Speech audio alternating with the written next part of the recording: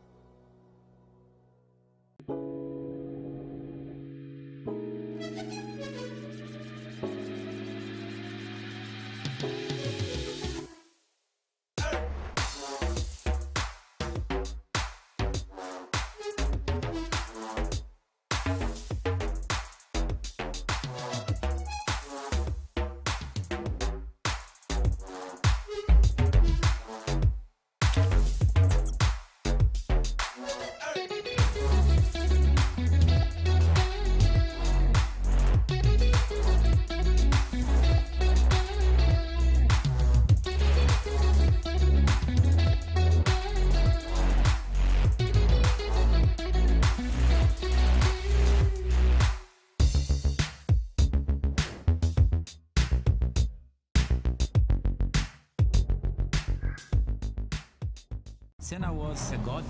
No one could even dream to follow him. I'm from a very humble background. The role of women at that time were really difficult. It's so dangerous. You're risking not only your life, but also my life.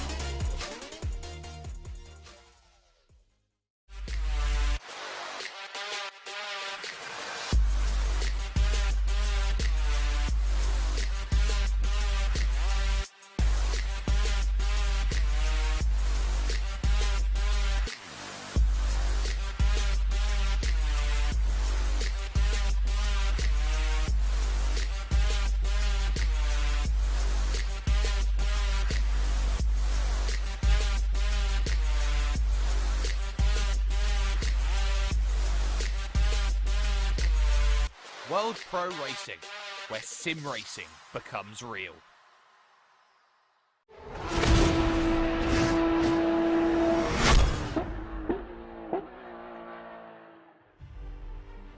There's only 2 chances left to prove what you have and what is available. We've seen 3 very different results from 3 very different races, and now is where it all starts to bring itself to the melting pot. Who's brought what they need ingredients-wise to cook up a storm today? This is Misano. This is a track which, for many, marks a very important point. The penultimate round here of your AMD GT4 series, here with World Pro Racing streaming live on YouTube, on Facebook Live, and on Twitch, as well as with TVM Sports, with ESTV, the Esports Television Network, and on top of that as well, we are with motorsport.tv. My name's Jake Sperry, Kieran McGinley, along with the ride for me here today as we see what these drivers have to cook up at a circuit which is more commonly known for its MotoGP more rather than anything else. Of course, the circuit is named after the late Marco Simoncelli after all, but by any stretch of the imagination, Kieran, this is a place which quite often you say is about patience. This is a patient circuit. Yes, well, good evening everybody and welcome along to the stream. Yes, it's a circuit that was reprofiled and redesigned not too far in the past to aid with overtaking, especially with those on 4 wheels. It's a great track to come to, great track that promises some good overtaking opportunities, and the 15 turns around Misano that we do have is fronted by the Variante del Parco, which of course is a very, very tough chicane to get right, especially on the very first lap. Almost very similar to the first chicane at Monza. It's quite narrow, and going too wide through there is at your discretion. But let's see what happens in the hour race that we've got coming up later tonight. Exactly, an hour's race, a bit of practice to go through first, and of course qualifying as well for what is a very close, very difficultly fought championship, which seems to have 3 drivers at the top who have each got a win to their name so far this season. Of course, Taha Mali in the Ginetta. In the Audi, you've got Luke Whitehead. And then, of course, you've got Tinko van der Velde, who could very easily throw that cat among the proverbial pigeons. But if you haven't had the chance to already, you can like, you can share, you can subscribe for more amazing content brought to you by us here at World Pro Racing. And if you haven't had the chance to already, you can head to worldproracing.com/event. That will get you into watching or getting yourself into entering a sim racing event of your own, be it your first time jumping in onto the sim, or be it that you're looking for the next great element of competition. There's something there for you at worldproracing.com/events. We're going to have a little look now at practice here, Kieran, and a track which is very, very interesting in terms of how it is designed. A very, I would say, unique T look to it as it goes through. It looks like the letter T, and 15 very, very tough turns on this T. Yes, and qualifying when it's coming up very, very shortly is going to be critical here. Although the track has been resurfaced and, of course, redesigned to allow for a little bit more overtaking, it's still quite a narrow circuit in the grand scheme of things. These GT4 cars should be able to take advantage of these flowing corners as well, and maybe with these GT4 cars it might be slightly more on the cards to make an overtake at some of these locations. Make no mistake though that these drivers will be on the hunt to go as fast as they can in qualifying and take advantage of a good track position later down the line. It will help them going into this hour-long endurance we have later on.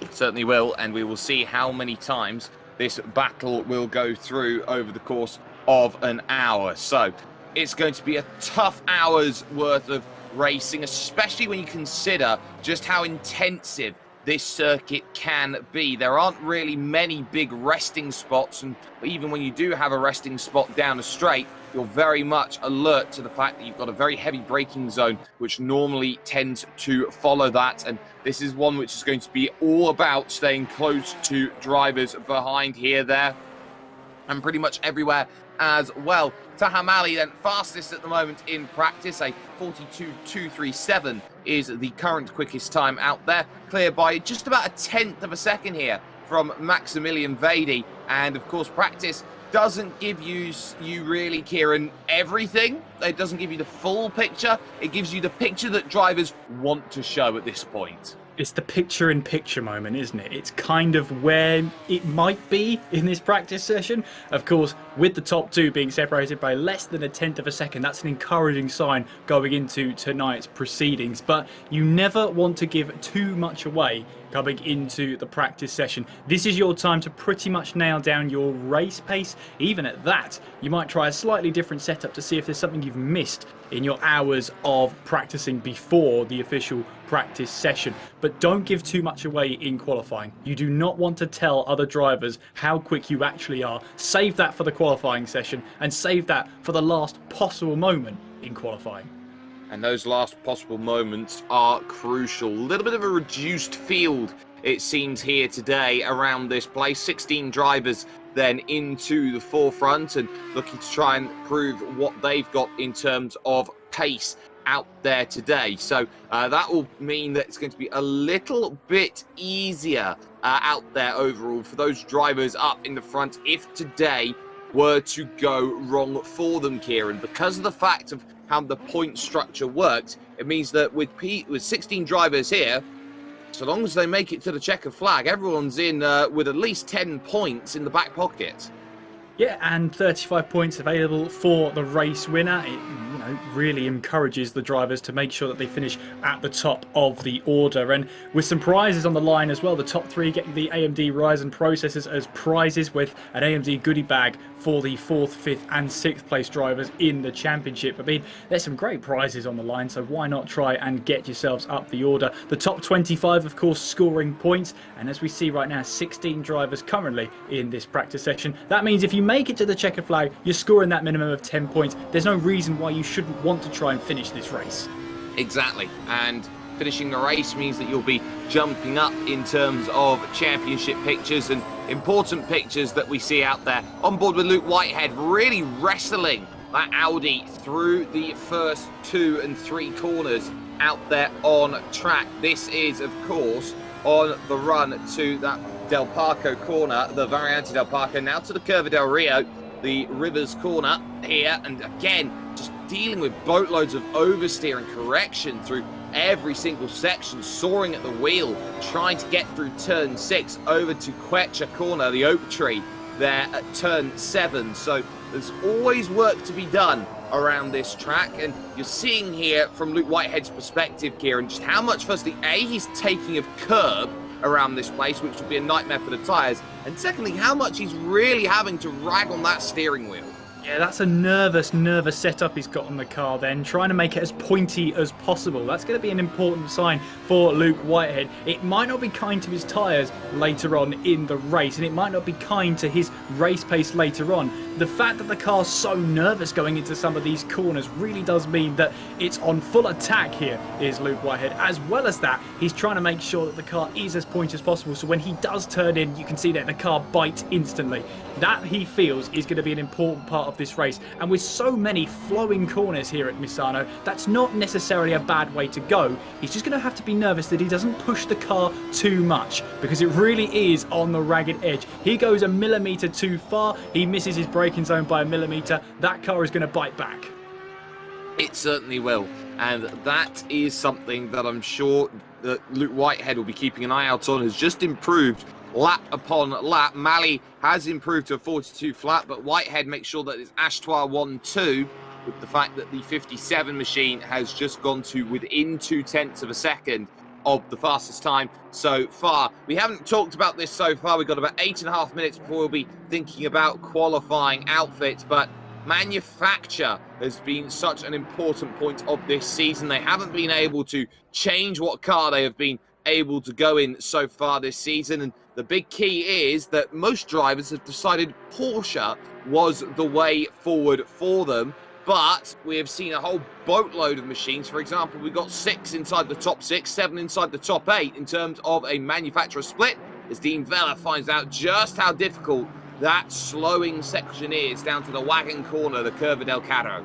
Yeah, and it's interesting really how the Porsches, and especially in the last race didn't quite match up to expectations. To be the highest Porsche finisher last time out was Jack Noller, who finished in 6th. And as we go into this practice session, it's Jack Noller again, who's currently the 5th fastest driver in practice. So it really does feel like someone's missed the trick with the Porsches. Something's not quite clicking right, because, for example, with Taha Mali, he seems to have pulled the rabbit out of the hat with the Ginetta. It has been a solid car no matter the track it's been brought to, so that was a solid part, as well as Luke Whitehead in the Audi. We haven't seen many Audis, if at all, in this GT4 series so far, and the fact that he's brought the Audi, he's tried something different, and this is the point of trying something different. If it works, it really works.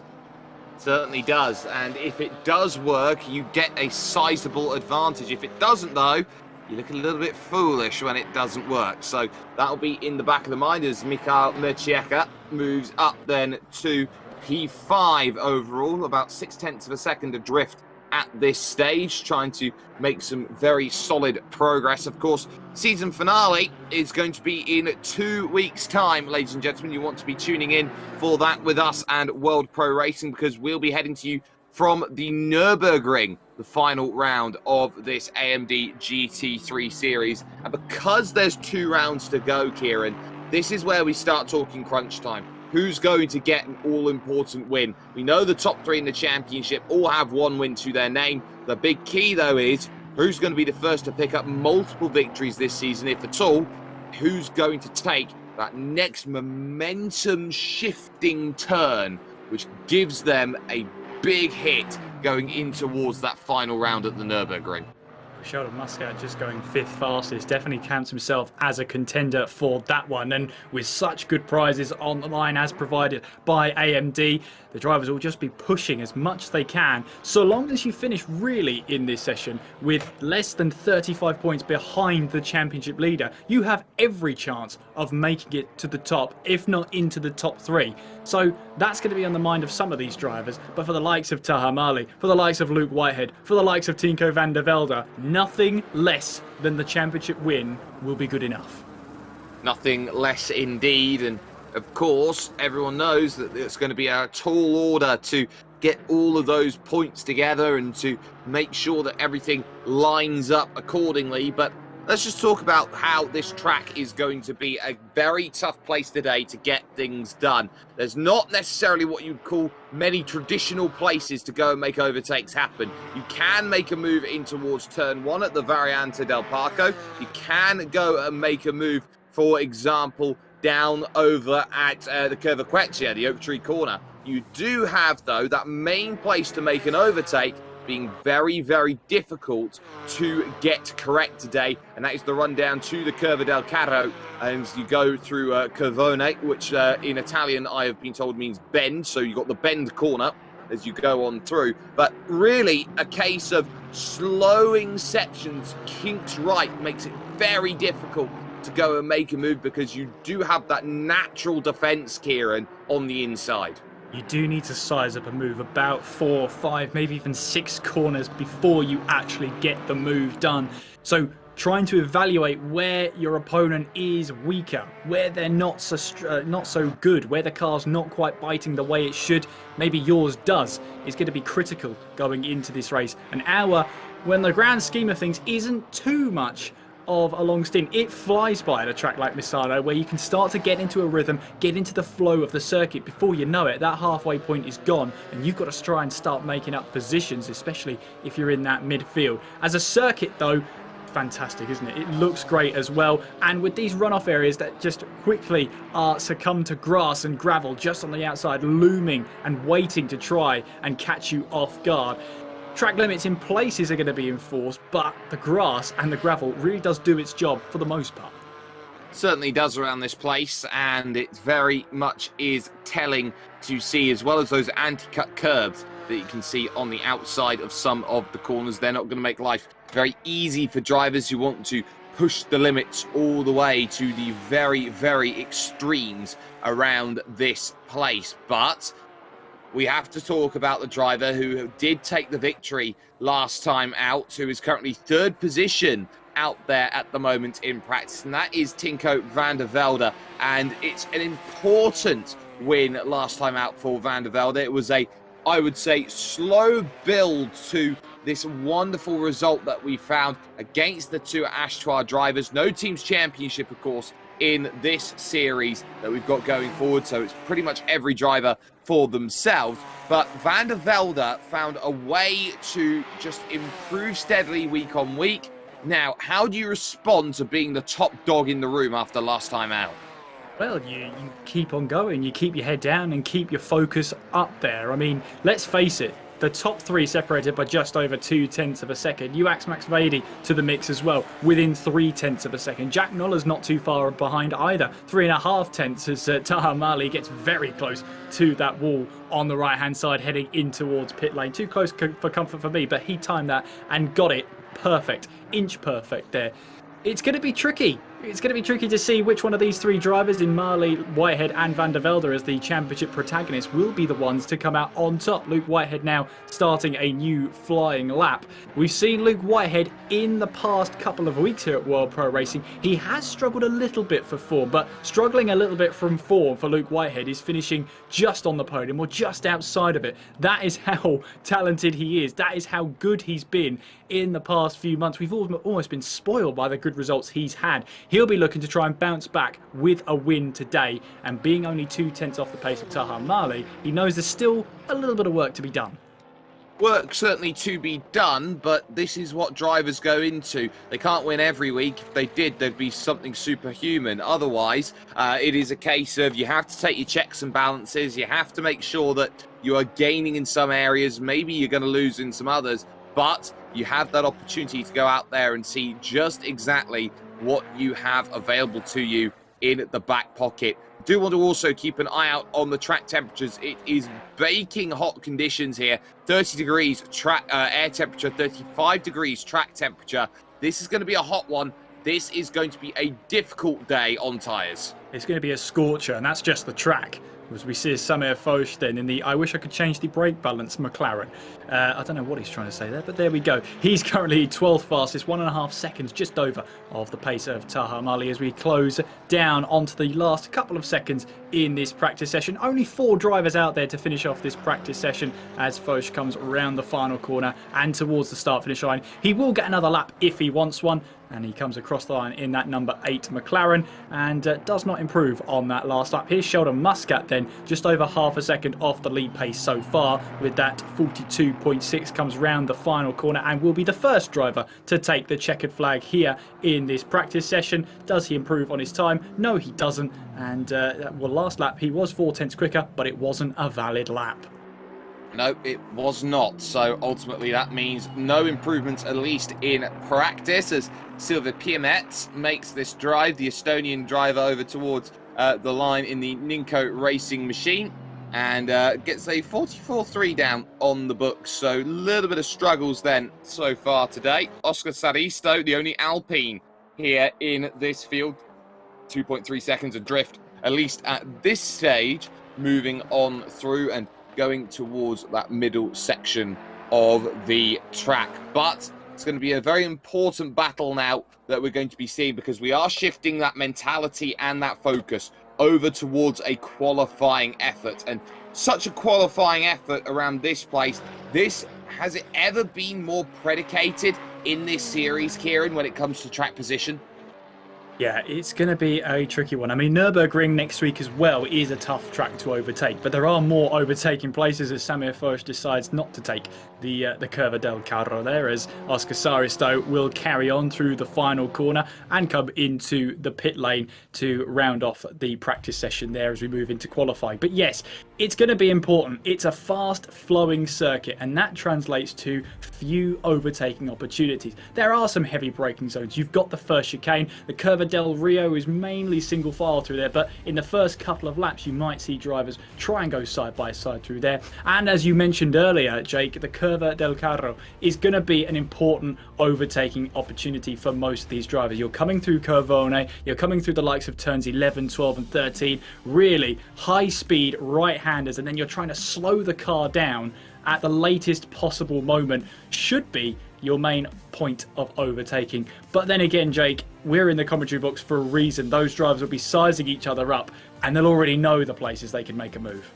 They certainly will. This is going to be something to keep in mind. Qualifying has been very important over the course of this season so far, and will that be a point to continue as drivers are now out there on their outlaps looking to try and get themselves together? No surprises to see Luke Whitehead out there as the first driver of anybody try and get themselves forward and to try and set a lap time. He's someone who wants to lead by example, wants to put those points down very early on. But now you start to really understand, okay, 15 minutes and you've got one lap that says I am the best that I can possibly be. One lap pace doesn't translate necessarily into race pace, but it gives you a very good idea. It does indeed, and the qualifying setup as well comes into play as well. Do you try and set the car up to qualify, or do you focus on the hour-long race that follows it? Well, for Luke Whitehead, he's got basically a car and a setup and the driver himself to pretty much have a go at both as he makes his way around the final corner to size up now for a lap of Misano. One lap of Misano then with Luke Whitehead as we take this charge then towards the Variante del Parco. Turn numbers 1, 2 and 3 out on track. Nice and neat. You've got a little bit of time for the transfer there with a little correction going through 2, but then 3 will very easily follow on as you try and put the power down up to 5th gear, but immediately flick that down to 3rd going through the Curva del Rio. And now you can see the back end wanting to dance away from Whitehead as he makes the charge through 6 and now up towards the Curva Quecha here, the Oak Tree corner. This is a very, very long run. One of the key places you're going to see a move done today is going to be here into Quecha corner. And now as you come out of here, the Sunset corner is next, and that is the Curva Tremonto out there on circuit. So you've got this small inviting right first, a little bit of a lift, but that is a heavy, copious amount of understeer. So that lap will have to be abandoned from Luke Whitehead as he goes on through. So issues on the opening lap, not ideal. Jan-Nicolas Erbrich, though, in the McLaren is making his drive towards Curvone. This very, very fast and committed right-hander. The car's at full load through this section and through the next corner as well. You have to turn and brake through these next series of right-hand bends before you reach the wagon corner. This is the Curva del Caro out on circuit, and it's all about that charge coming out of here, which gives you that run to Curva Misano, the final corner out then on track. A 90-degree left-hander, which very much comes out of nowhere. It's a very, very unique style of corner as in terms of what comes before it from about Quercia onwards, and then over the line Erbrich goes 1.2 seconds behind Tahamali at the moment, but immediately usurped by Van der Velde. So at least for the early stages then it seems, Kieran, Van der Velde has got that very nice solid time on the board. Yes, but remember, Luke Whitehead hasn't set a valid lap yet. He'll be on the charge this time around to see if he can get himself further up the order, at least get that lap time on the board. And looking at the championship standings, we should probably bring you up to speed. It's Taha Mali who leads the championship on 89 points. Luke Whitehead in second place on 87. Tinko van der Velde in third on 84. All three of them have had at least one win so far this season. Jack Noller there on 80 points. He got 2 second places at the first and second round, then finished, I think it was 6th. Last time out at Kyalami. So he's well and truly in that running for the top 3, maybe even an outside chance of the championship. And then it's going to be Simon Spett who is in 5th place in 54 points. So there's a bit of a gap forming between the top 4 and the rest of the field. But remember, the top 6 in this championship all get those prizes. So Simon Spett is joined by Jan-Nicolas Erbrich, who rounds off the top 6. Yeah, that is very much the case then at this moment in time, how this is working out for the top 6. We know 9 points between the top 4 is something of a uncomfortable margin, and especially in a series like this when everyone is so close and everyone is scrapping and clawing for every result they can. The fact that you have a very, very tight margin at the front means that you have to guard against all eventualities, which if you are driver who's P1 up there at this point in time, Tinko van der Velde, means you've got a lot of work to do and a lot of prep to do to be quicker than a lot of your rivals. And as we say that is so impressive to be a full half a second quicker. My word. 41.6. This is what I was talking about in that practice session. You do not want to show your cards in the practice session. Leave it till qualifying. And that is a huge lap from Tinko van der Velde. That is the marker, well and truly set down. And he says to Whitehead, to Marley, and to Nola, come find me, come get me.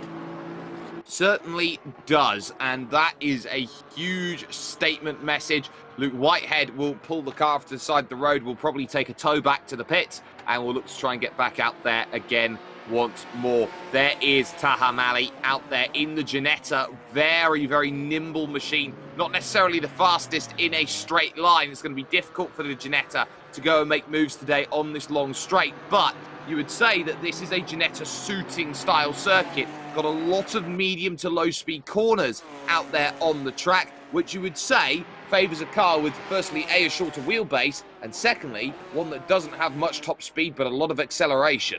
And that's it. That's what you think when you think of Ginetta. You think about the shorter wheelbase. You think about the acceleration off the line. Yes, what it lacks in top speed, it makes up for being pretty a nimble car. That NM Racing team, Ginetta of Taha Mali, just looks like it's in control all the time through then the final corner and onwards towards the start-finish straight out of Curva Misano and towards the start-finish line. Is this going to be an improvement for Taha Mali? It is. Puts him now up into second place, still into the 142s, a 142.195.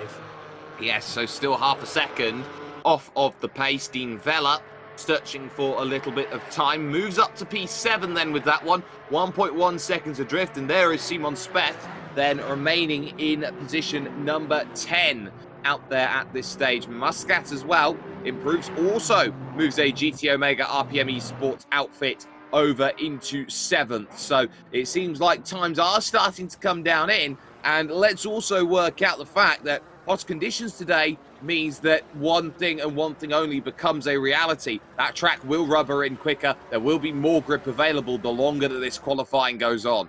Yeah, and qualifying has been cooler since practice. The track temperature's dropped to 33 degrees from the 35 degrees it was at the start of practice. The air temperature has also come down from 31 degrees in practice to 29 degrees now. Now, those are very minute changes to the naked eye, but to a driver, that could be critical. That could mean the difference between that 141.6 and not getting into the 41s at all.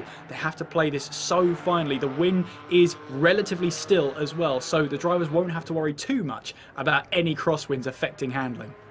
Especially around this place. We are effectively in the Adriatic at this moment in time, and the Adriatic, of course, I believe the northwest of Italy, if my maps serve me correctly, is always a very windy affair from time to time. So work then is often needed when it comes to crosswinds. We don't seem to have too many of those here today. There is Silva Piametz in the Ninko Racing machine, that Aston Martin making drives then towards that final corner, the Misano corner out there, and looking to try and make a drive towards the line. Of course, this track, when it first opened, they ran the other way. They ran anti-clockwise, not clockwise, but Piametz crossing the line, a 44.1 did improve, but unfortunately 12 thousandths away from a position. Yeah, and that's going to be a kick of the teeth then. Silva Piametz putting in that lap time now, but we know the Estonian has always more up his pocket, up his sleeve. He will be able to find some more time out there in that Ninko Racing Aston Martin. Let's see what he can do for the remainder of the session. Just over 5 minutes to go, and it is Tinko van der Velde who leads this qualifying session with a 141.661, half a second clear of anybody else. If that's not a message that we have seen once before. Remember when Luke Whitehead qualified so very fantastically over at Alton Park in the wetter conditions, I think is the right way to say on that day.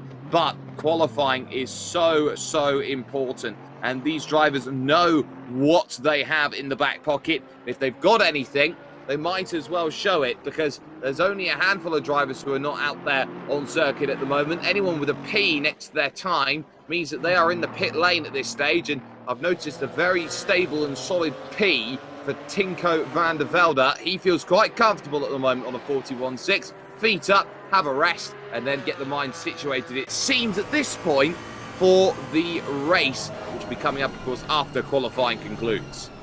Yeah, and he's just waiting, biding his time now. He knows he just wants to go for the one more lap, maybe two if he thinks he's got the fuel for it and could get the tyres warmed up in case. Yeah, definitely looking for a final lap charge to see if he can get even further ahead at the top of the table. And if you come across a driver who is so in tune with the track, so in tune with the car, and so in tune with the setup, it kind of harks back to the likes of Michael Schumacher in qualifying. He would find the time, he would set the time down, and when everybody else got close, he just managed to find even more time. It was a morale breaker. If Tinko van der Velde can do something like that today, and pull even further clear than half a second at the end of qualifying, think of the mind games and the mentality of the likes of Marley, Nola and Whitehead. How much more pace they'll have to pull out just to keep up, let alone try and get past. Yes, and so if you need all of that pace, if you need as much as you can from it, then Van der Velde, I think, has very swiftly proven he is driver to beat in this field as Speth moves up into 7th position, just jumping ahead of Sheldon Muscat there with a comfortable drive there on that lap. Jan-Nicolas Ulrich back there in 10th position in the DJ Racing McLaren, trying to search for as much time as can be optimally found at this point in time. Just struggling a little bit with turning there in towards turn number 12 on, sorry, no, turn 13 out on circuit just before the Curva del Carro. And it's so interesting to see how a car is set up, because if you do not get 13 right or any one of those kinks right on the back section of the circuit, then you are in for a world of hurt. There is a lot of room to gather mistakes, but they're big mistakes nevertheless. Yeah, that runoff area on the outside of that high-speed section, those right-handers from Coverne on towards the braking point at Curva del Carro. Yes, the runoff area on the outside looks big, but when you're traveling at those speeds, it doesn't look so big anymore, and the walls just get ever closer the faster you go. It is a really tricky section to get right. It looks so easy, you just turn right, but the loads of the car has a huge effect, especially on these GT4 cars, where they haven't got the aerodynamic performance of their GT3 counterparts. There is much less aero on these cars. They're much more relying on the mechanical grip side of these cars. So this is where the suspension comes into play. And if you try and push the car too much, especially on the mechanical grip, it will bite back. It certainly will bite back, and it makes things very, very difficult, especially around this place. Tahamali jumps up into second. Jack Noller for a very short moment was there. Max Vady now is up into 4th position. Luke Whitehead's in a bit of trouble here today in 5th place. So something definitely not clicking at this moment in time for the Audi driver there at this stage. And this is what we're starting to see. A minute and under we will be at very, very shortly. Some drivers just not finding anything that really alerts them to what's wanted. 6 different manufacturers in the top 6 again, with Murcieka very much best of the rest right now in P6. Yeah, doing a great job in the sole BMW in the field, currently with that time that's just over 0.8 of a second off of the pole time of Tinko van der Velde. Yeah, he's having a great time out there and looking to try, as you say, be best of the rest. 12th in the standings so far. His best points haul was a 5th place at Kyalami, so he's been rocketing up the standings with improved results. Let's see what he can do today. Let's see what this lap time can bring as he crosses the line. It's not an improvement there, but it was mighty close to being one. Yes, there's still time to improve that lap. Let's keep that in mind as the challenge then continues. Mali making the way towards turn 13. You've got to be careful going through 12 that you are, sorry, going to 14 there of the Curva del Carro out on track. So here is this 14th corner, and now Misano is the only one that's left. Timer expires in qualifying as Van der Velde can't improve it. Jack Noller has gone to second with a 3.66 down, but Mali does improve and gets to within only a quarter of a second. Luke Whitehead is out there on a lap at this stage. Is this going to be any more improvement from Luke here, who is down in P5, knows that he is the last driver really with aspirations. Bit of dust and dirt kicked up in front by one of the drivers. I think that was Sheldon Muscat. So here comes Whitehead searching for times Is there going to be any shades of improvement from Luke Whitehead? One place only on Max Vady. That is a turn up for the books. So it will be Van der Velde who will be on that pole position. We do wait, of course, for Sheldon Muscat at this stage, who is in the middle sector at this moment in time. But Kieran, at least for this moment, Tinko van der Velde just put on a masterclass of finding the one good lap, sticking to your guns, and pretty much nobody else was ever going to challenge it. Yeah, and he even abandoned his latest qualifying attempt. Just thought it wasn't going to be an improvement. Saw probably on the Delta, saw probably in the car that it wasn't going to improve. Not taking a corner right, could be any list of reasons, and it was still good enough to be ahead of Taha Mali by just over 2.5 tenths as Sheldon Muscat abandons his lap time and pulls to the side of the track, and that will do it for qualifying. So a huge statement made by Tinko van der Velde. He wants to make it back-to-back victories, having won at the back of Kyalami, and our top three in the championship in Tinko van der Velde and the likes of Taha Mali and Luke Whitehead, obviously not in that order, but they've all won a race so far this season. It'll be interesting to see whether that trend continues. Maybe if that trend continues, we could see a Jack Noller victory. How about that for the books? How about that for the books indeed? We will write what's in those books in just a little bit, ladies and gentlemen. We are going to step aside here with World Pro Racing. The race coming up with you after this.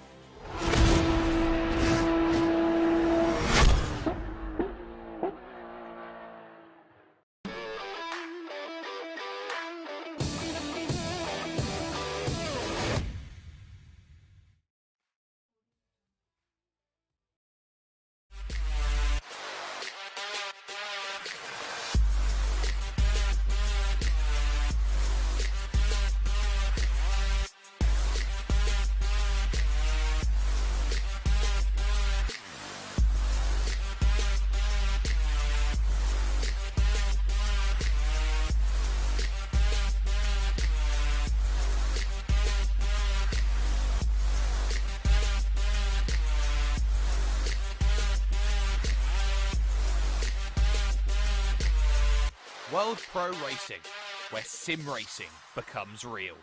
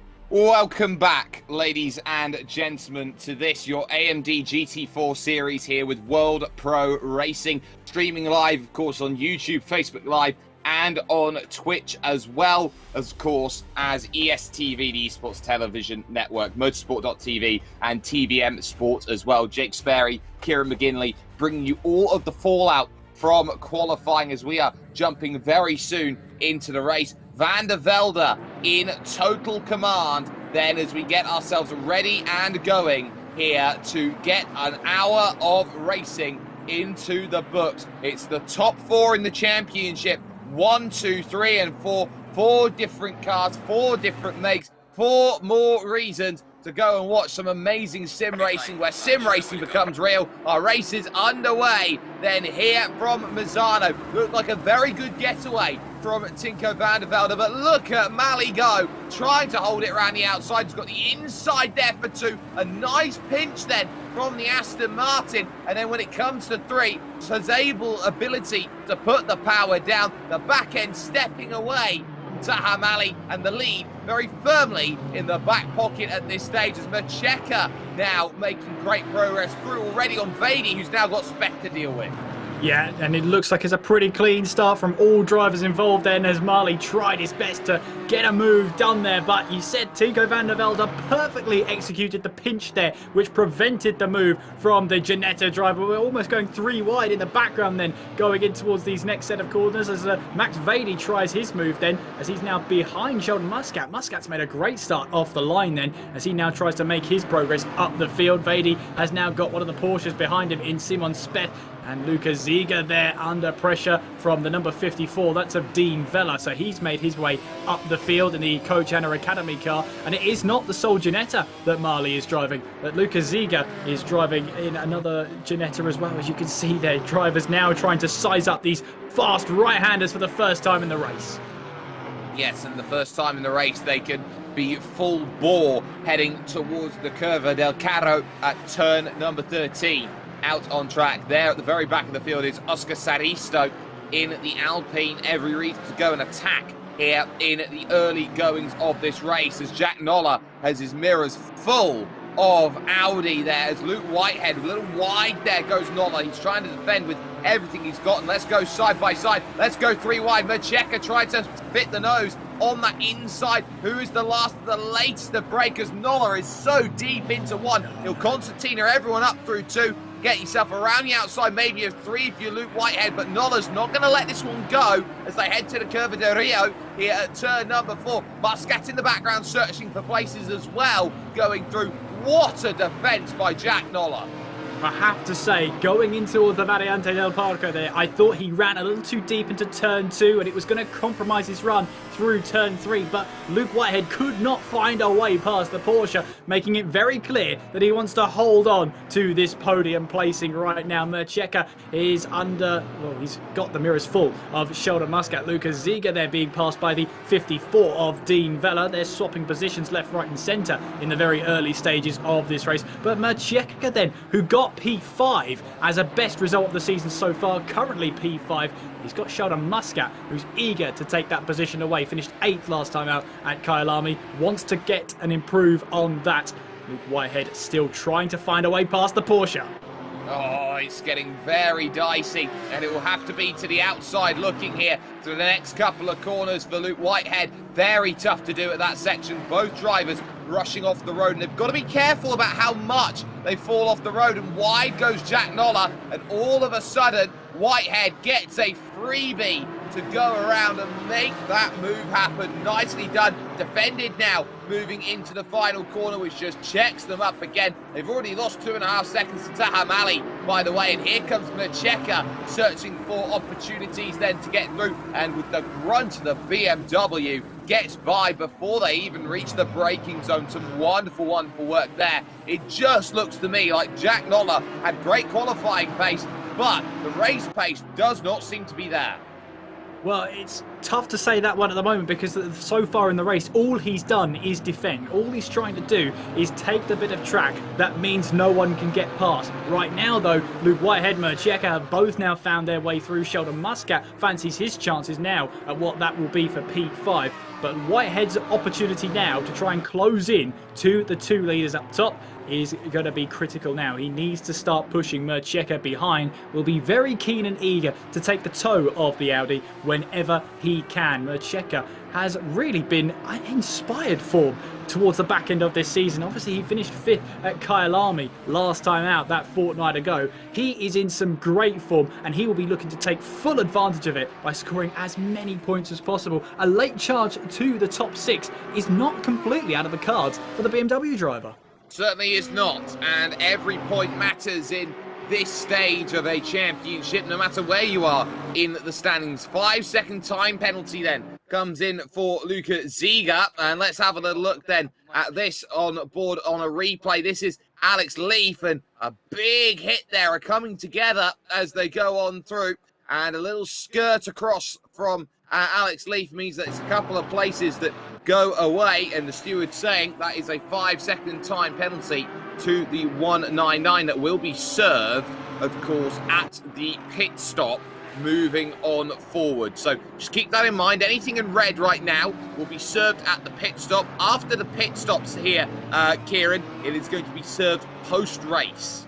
Yeah, I don't think the stewards actually took action about that incident we saw between Luca Ziga and Alex Leaf. It was actually against Dean Vella in the number 54, so they've seen something else on the very first lap of this race, and that's what they've given the penalty for. But no doubt they'll have a look at that. That looked a bit racing incident to me, maybe a slight bit of understeer from Luca Ziga going through those really fast right-handers. You're expecting a little bit of understeer, so if you're on the inside, you've got to sort of try and make sure you negate that effect, as well as that if you're on the outside, you've got to expect the car to your right-hand side to have at least a little bit of understeer. You've got to make the space as well. Both drivers maybe could have done more. I'm siding with Racing Instant with that one.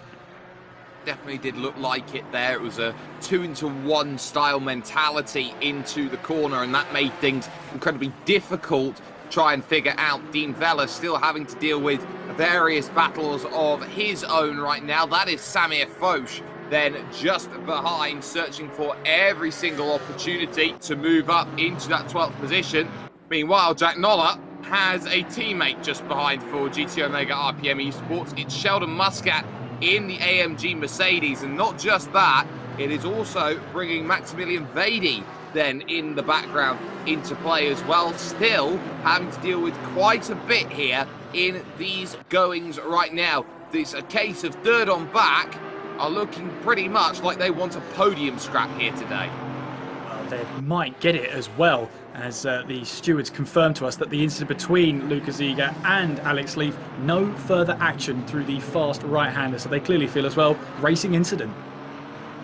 They certainly do, and it's very telling at this point in time how a racing incident comes into play. A lot of drivers, and in fact a lot of fans, like to say, oh, it's this driver's fault, oh, it's that driver's fault, this person gets a penalty, that person gets a penalty. It's not as simple as everybody gets a penalty all the time. Sometimes you do get those racing incidents, and there needs to be, I think, in fandom, you could say, a little bit more tolerance to the quote-unquote racing incident. Play on, fair ball, let's keep racing. So, at least for the time being, Tinko van der Velde, your race leader, as we're on board with Alex Leaf at this point in time. Tahar Mali 1.8 seconds back right now in second position, and in third is Luke Whitehead, but you can see just how difficult it is, even fighting at the very back of the field. It's a case you've got to look forward and behind. That's Oscar Saristo just in front in the Alpine, then leaves the door open at the Sunset corner there at Tremonto, and just like that, it is comfortably through there for Alex Leaf, trying to get it done. So now what's the Alpine got in a straight line?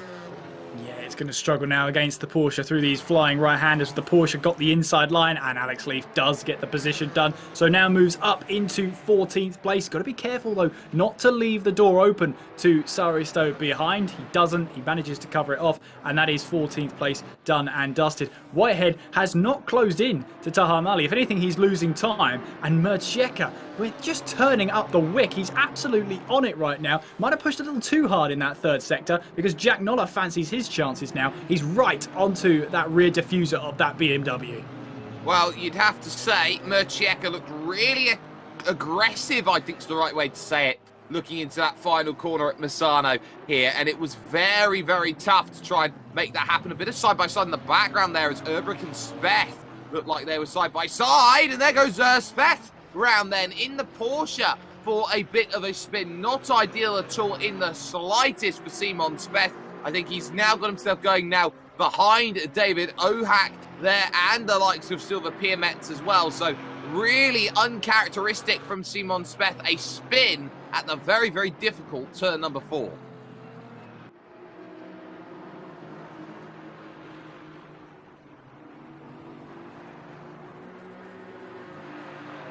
More to come along in terms of this race as we get ourselves looking at 1/6 distance score complete. Jack Noller for one moment looked like he was attacking. Now he is back into a more customary defence, it has seemed so far in the early goes of this one. Look at how Muscat's trying to weave about and search and wiggle for a way through. A little wiggle of Jack Noller's own as they, well scouted into the corner. Jack Noller is driving very narrow at this moment in time. He is covering off doors like he's very much going through everything right now, all of the motions, but he leaves that one open at the final corner, and Sheldon Muscat now has an open lane, but it'll have to be on the outside into one.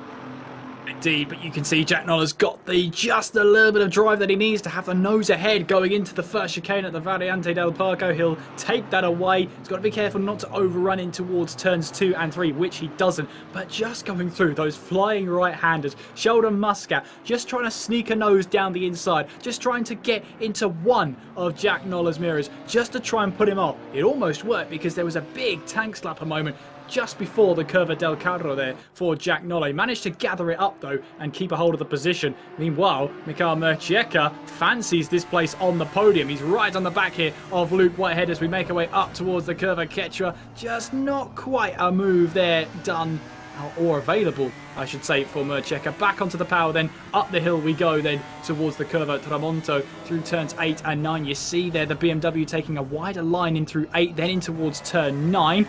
Trying to get the apex there, but that car squirreling about as he tries to apply the power, and that is the worst place you could really have a little bit of a moment like that, because you lose a little bit of momentum, which then snowballs and snowballs up through Curvone and then towards the Curva del Carro. He's closing though and gaining a little bit of momentum on this latter stage, applying the anchors now through this turn 12, then in towards turn 13 at the Curva del Carro. Still no way through.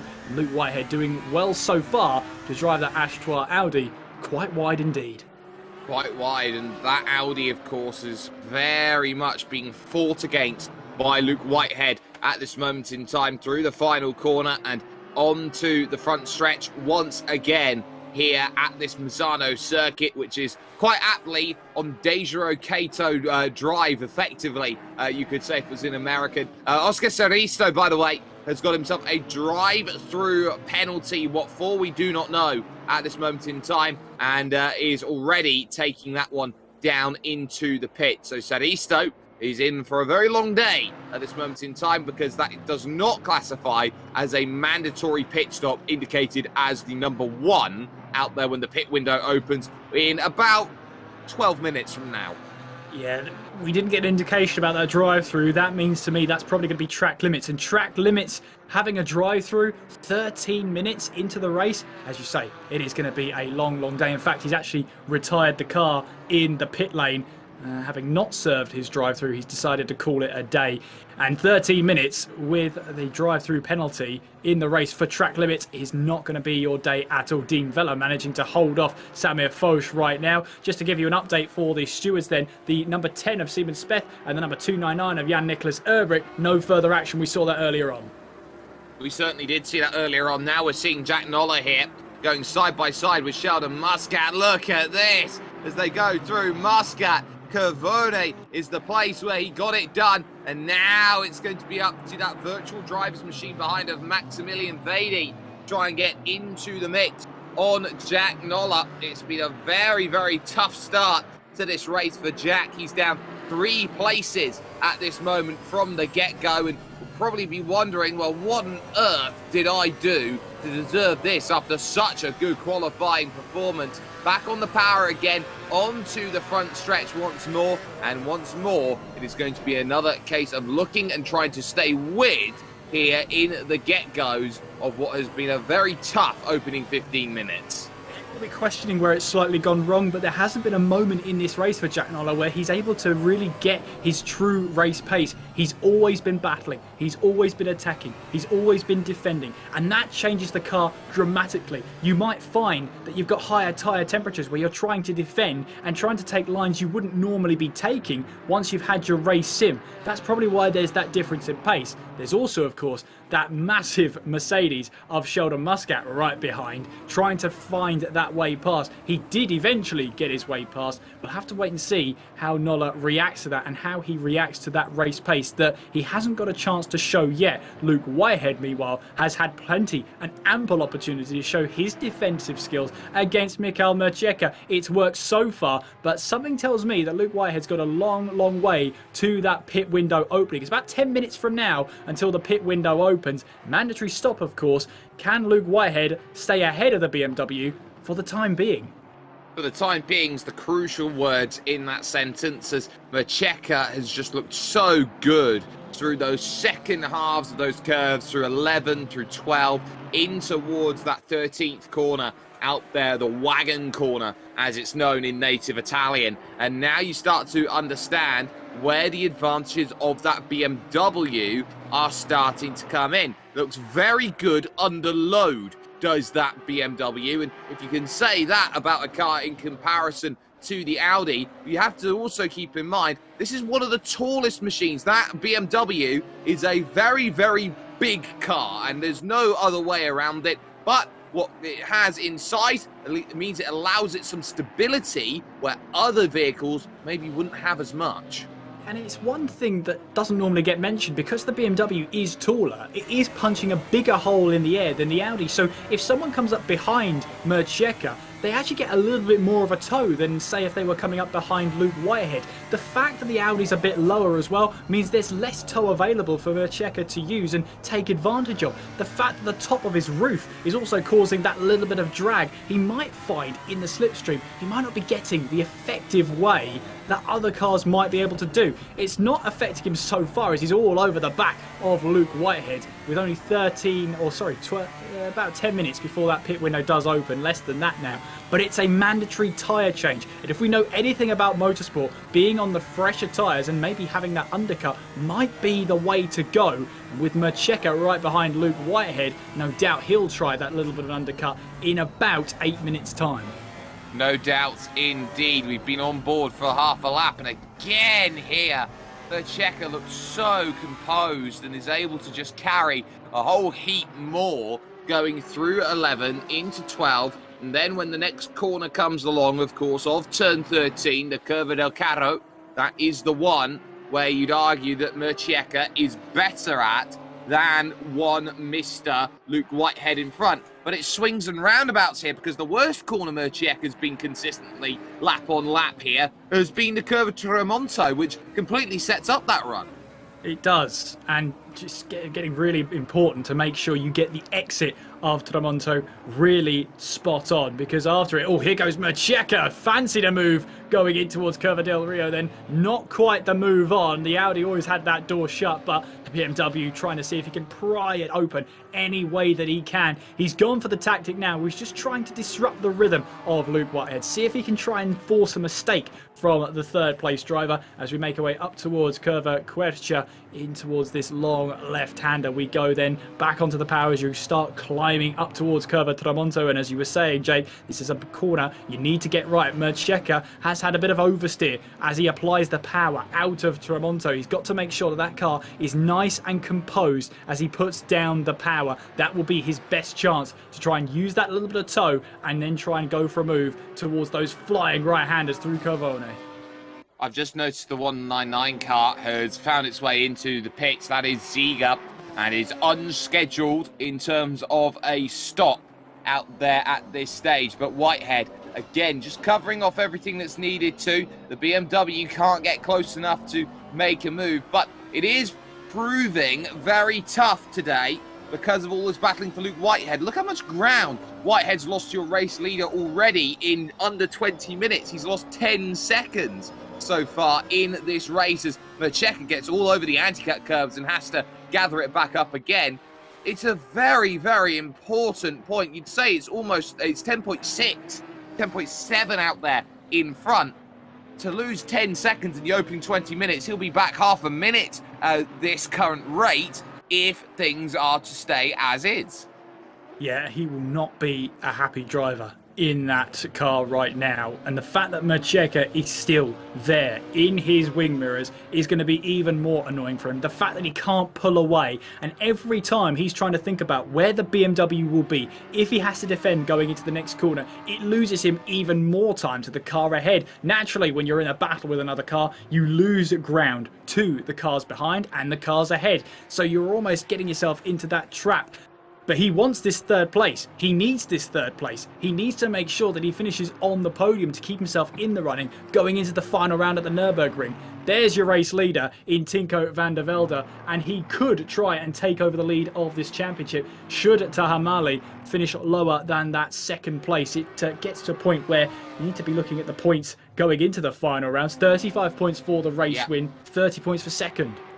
It is, which would mean that Tinko van der Velde, on count back of most wins, would take the slenderest of slender margins going into that final round at the Nürburgring, because they'd be dead even on points, Van der Velde and Mali, and that is something that pretty much everyone will be hoping for. Look at Murcieka try and harass into Misano corner, trying to get a mistake, a little wide goes Luke Whitehead, just enough I think to be okay for the moment, but you are really starting to see it, and here's again Murcieka searching for another look, this time into one. Jack Noller's now having to defend from behind, and he just runs it a little bit wide going through turn one, which opens him up vulnerable through 2 and 3, but Vadi, I don't think's in a place to capitalise. He almost had that move done though, but fair play to Jack Noller. He knew how to reel that position back, holds on to 6th place for now. As you see, that picture-in-picture, that battle for 3rd place. Murcieka trying to get into that toe once again on the run towards the Curva Quechua. And he's not found that way past Luke Whitehead. Credit to him, he's done a fantastic job of keeping that BMW behind. But as he tries to defend even more, the tyres will start to get worse and worse as Jan-Niklas Erbrich and Simon Speth really going side by side. Once again, they meet each other again. And Simon Speth, well, considering that he had that spin earlier on in the lap, has now caught back up to Jan-Niklas Erbrich, still going side by side in towards Kircher here, and in towards Tramonto. Speth runs a little bit too wide there. He finds the limits of grip, exceeds them, and Jan-Niklas Erbrich holds on to 8th place. But put a pin in that battle because Simon Speth is totally up for that battle.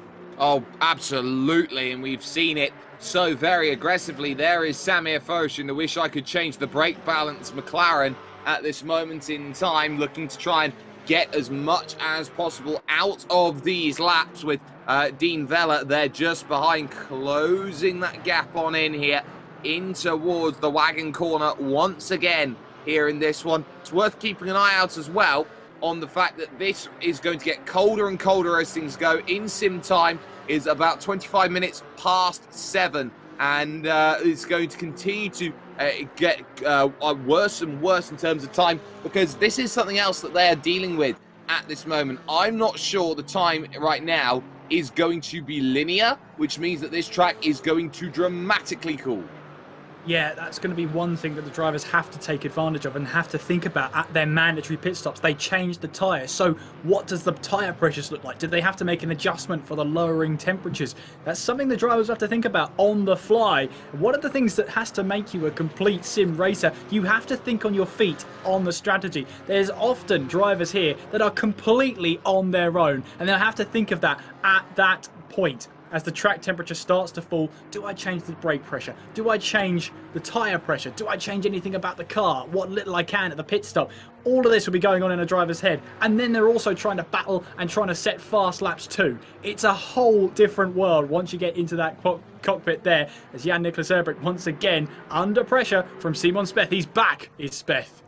Yep, Speth has done very well to get back onto the back of Jan-Niklas Erbrich as they make their way through these very, very, very tough right-handers. There's the first one, there's the second, and then finally the third.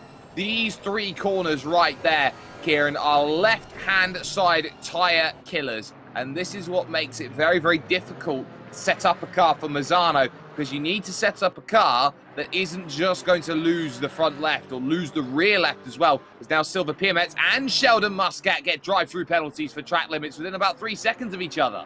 Yeah, I assume, again, that's track limits for the 2 drivers, so that's going to be a huge slap on the wrist for both of them as they'll have to drive it down the pit lane. They have to take into account as well that they've got their mandatory pit stop and the pit window opens in less than half a minute. Silver Piermetz is in to serve his drive-through penalty. Very, very much so. So 2 stops to Sheldon Muscat. That'll be some relief for Jack Noller, who will know he will promote himself up another place. There is Luke Whitehead at this moment in the Audi. Is currently 12 seconds off of the race lead right now, if not 13. And now you're starting to see Whitehead has just been able over the last couple of laps to put his head down, work very hard at what he's got moving forward, and he's built 0.7 of a second of a gap to Murcieka behind. And this is where you start to see calibers of drivers. When you don't have your A game with you, did you bring your B game or your C game? And how good are those B games and C games? That is what wins championships, not necessarily wins.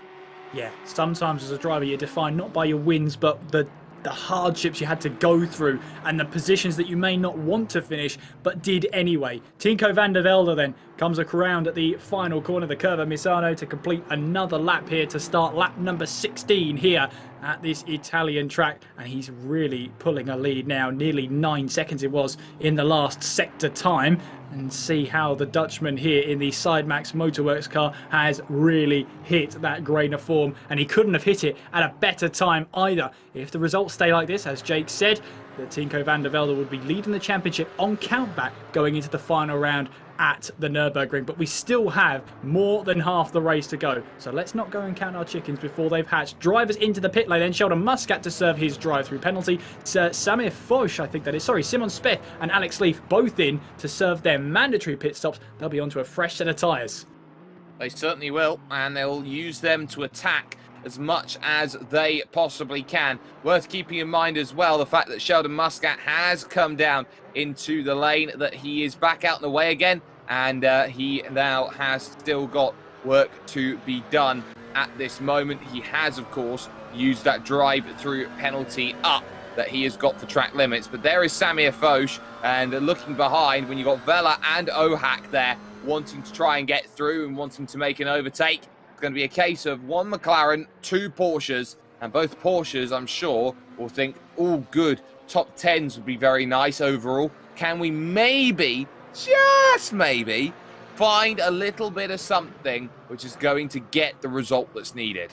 I thought you were going to suggest that we're going to work together, and I thought that's the absolute cardinal sin. You don't work together with anybody to try and wake your way up the field. No, of course not. You battle for those positions here and now. Speth, Leaf and Silver Pyramid all into the pit lane, and Pyramid will now go a lap down, but that will only be temporary really, as Tinko van der Velde is still yet to make a stop. Seeing who of the front runners will be the first to pit. Taha Mali stays out, Luke Whitehead stays out, Mikhail Mercheka stays out. I'm seeing a common theme here with this top 10. They're staying out for now.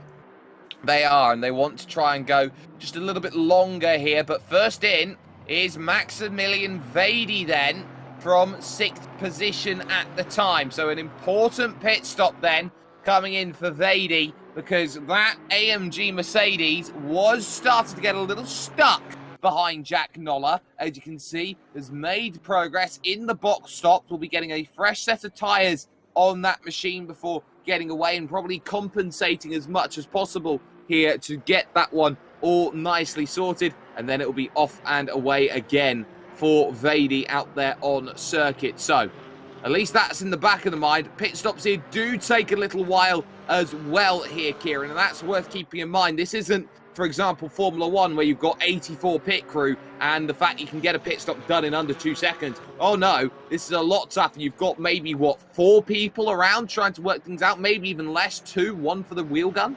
I mean, that was a slight exaggeration on the F1 pit crew. 84 is, of course, dramatic effect. It's around 83. But yes, there's only about the 4 to 5 to 6 people working on the car with these GT4 crews, so they're having to do a lot of work. That number 89 car of Max Vady now making his way out of the pit lane. It'll be interesting to see where he rejoins, because Simon Speth, that is, making his way on towards the Variante del Parco. He rejoins well clear. Most importantly of all is all that clear track he has on fresh tyres.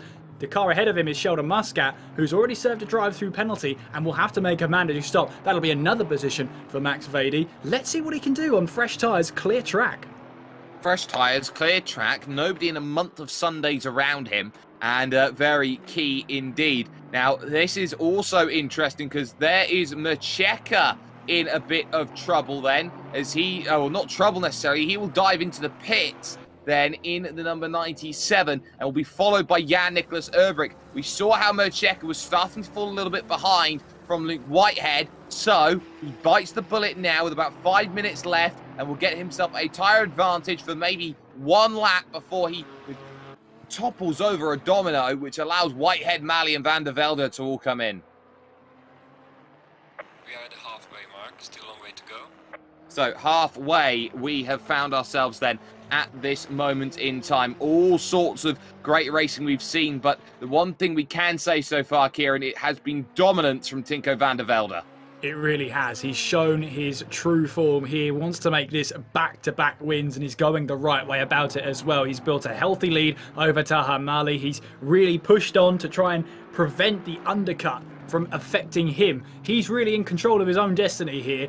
Nearly 10 seconds clear of Taha Mali. Luke Whitehead is in third place, and without that big car behind him of Michael Mercieka, he might be able to rest easy, but again, Mercieka's trying an undercut. Luke Whitehead's got to keep on pushing, and sometimes without a car around you, you might not necessarily have that same momentum, that same mindset to keep on pushing with nobody around you. I've fallen victim to it. That's probably why I don't race anymore. Luke Whitehead has got to guard against that for now. Mercieka rejoins. I think that's just ahead of Jan-Niklas Urbrecht and Simon Spethler. That was an important move there that he had to get ahead, and now he'll try and use that clear track he's got to the number 89 car of Max Vady. So Max Vady was one of the first to pit. Look at the gap between himself and Mercieka. That's how powerful the undercut is around here. No, I think it's more than that. I think Mercieka's had a bad stop here because Jan-Niklas Urbrecht was all over the back of Mercieka coming out of the pit. So now you start to wonder here whether this is Mercieka struggling. And also, because they've got new fronts on, you've got those cold tyres. They've got to take a lap also to get up to temperature, as into the pits goes Mali, Whitehead and Nolla. Then at this moment in time, leaving just the two out there who have yet to make a stop so far. Samir Foch and, of course, Tinko van der Velde. Urbrecht doing just enough to defend against Simon Speth right now.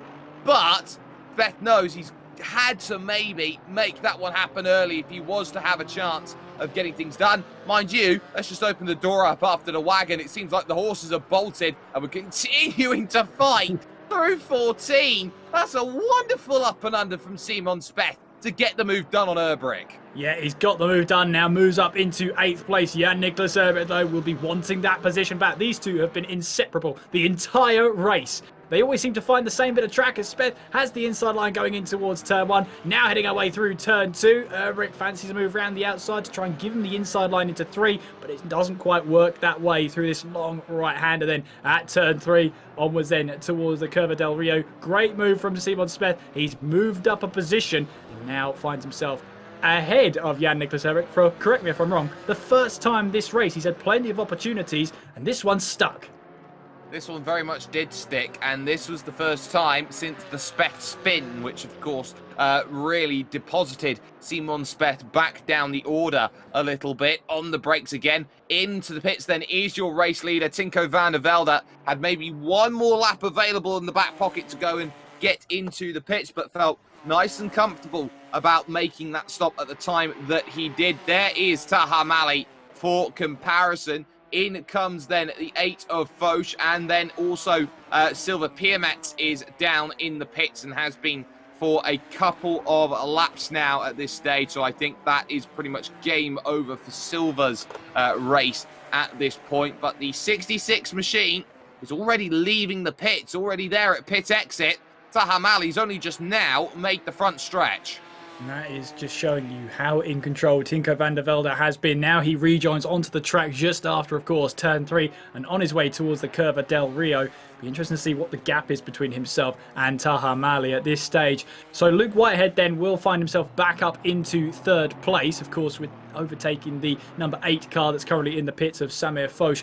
And the gap between himself and Mercieka, well, you were right. I think it's more to do with a bad stop from Mercieka, because he's now all the way down in 7th place. He was challenging for that podium position. Sorry, 6th place, I'm going to correct myself there. Challenging for that podium position, but 10 minutes ago, it's not gone his way at all. Ohak, now the latest to be caught by track limits, has now moved into the pits then and served that penalty outright. This is such a tough track for track limits. To be quick, you've got to be aggressive with the curbs. You've got to take as much out of the track as you can. But you also have the swings and roundabouts. If you do take too much, a drive-through penalty pretty much puts an end to any hundreds and thousands that you go and try and save. Yeah, and that all comes undone, doesn't it? You want to be on the limit as much as you possibly can. And it's always trying to see what you can get away with and then just trying to be a millimetre away from just being, an illegal lap or a lap which you need to take punishment for. It's all about trying to find those limits and trying to be as close to them as you possibly can and as you possibly dare. Macheka then 6th place, 6.7 behind the next car in Vady, and that gets him around about 15 seconds back from Luke Whitehead, considering he was all over the back of him 10 minutes ago. To lose 15 seconds between then, the pit window, and right now with just 25 minutes to go, that is a huge margin he's lost out on. Has lost ground somewhere in that pit window.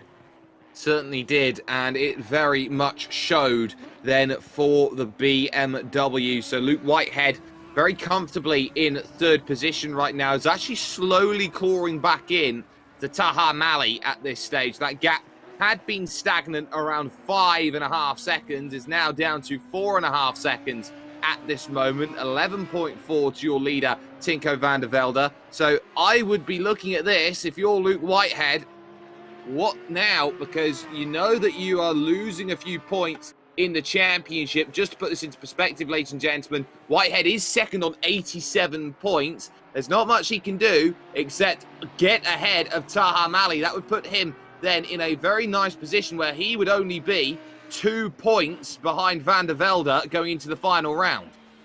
That is going to be a good result if he can try and close in on that gap, because right now Van der Velde is 15 seconds up the road from Luke Whitehead. He's about 11.5 seconds up the road from Taha Mali. There he is in the Sidemax Motorworks Aston Martin, just absolutely in control, just like he was at Kyalami. He's using that car, he's just in the zone, in the rhythm, and I have to say, Tinko van der Velde, one of the coolest men around in sim racing. He just doesn't even break a sweat. He doesn't even sound like he breaks a sweat, even after one of the great drives. This has looked like it's turning into one of those.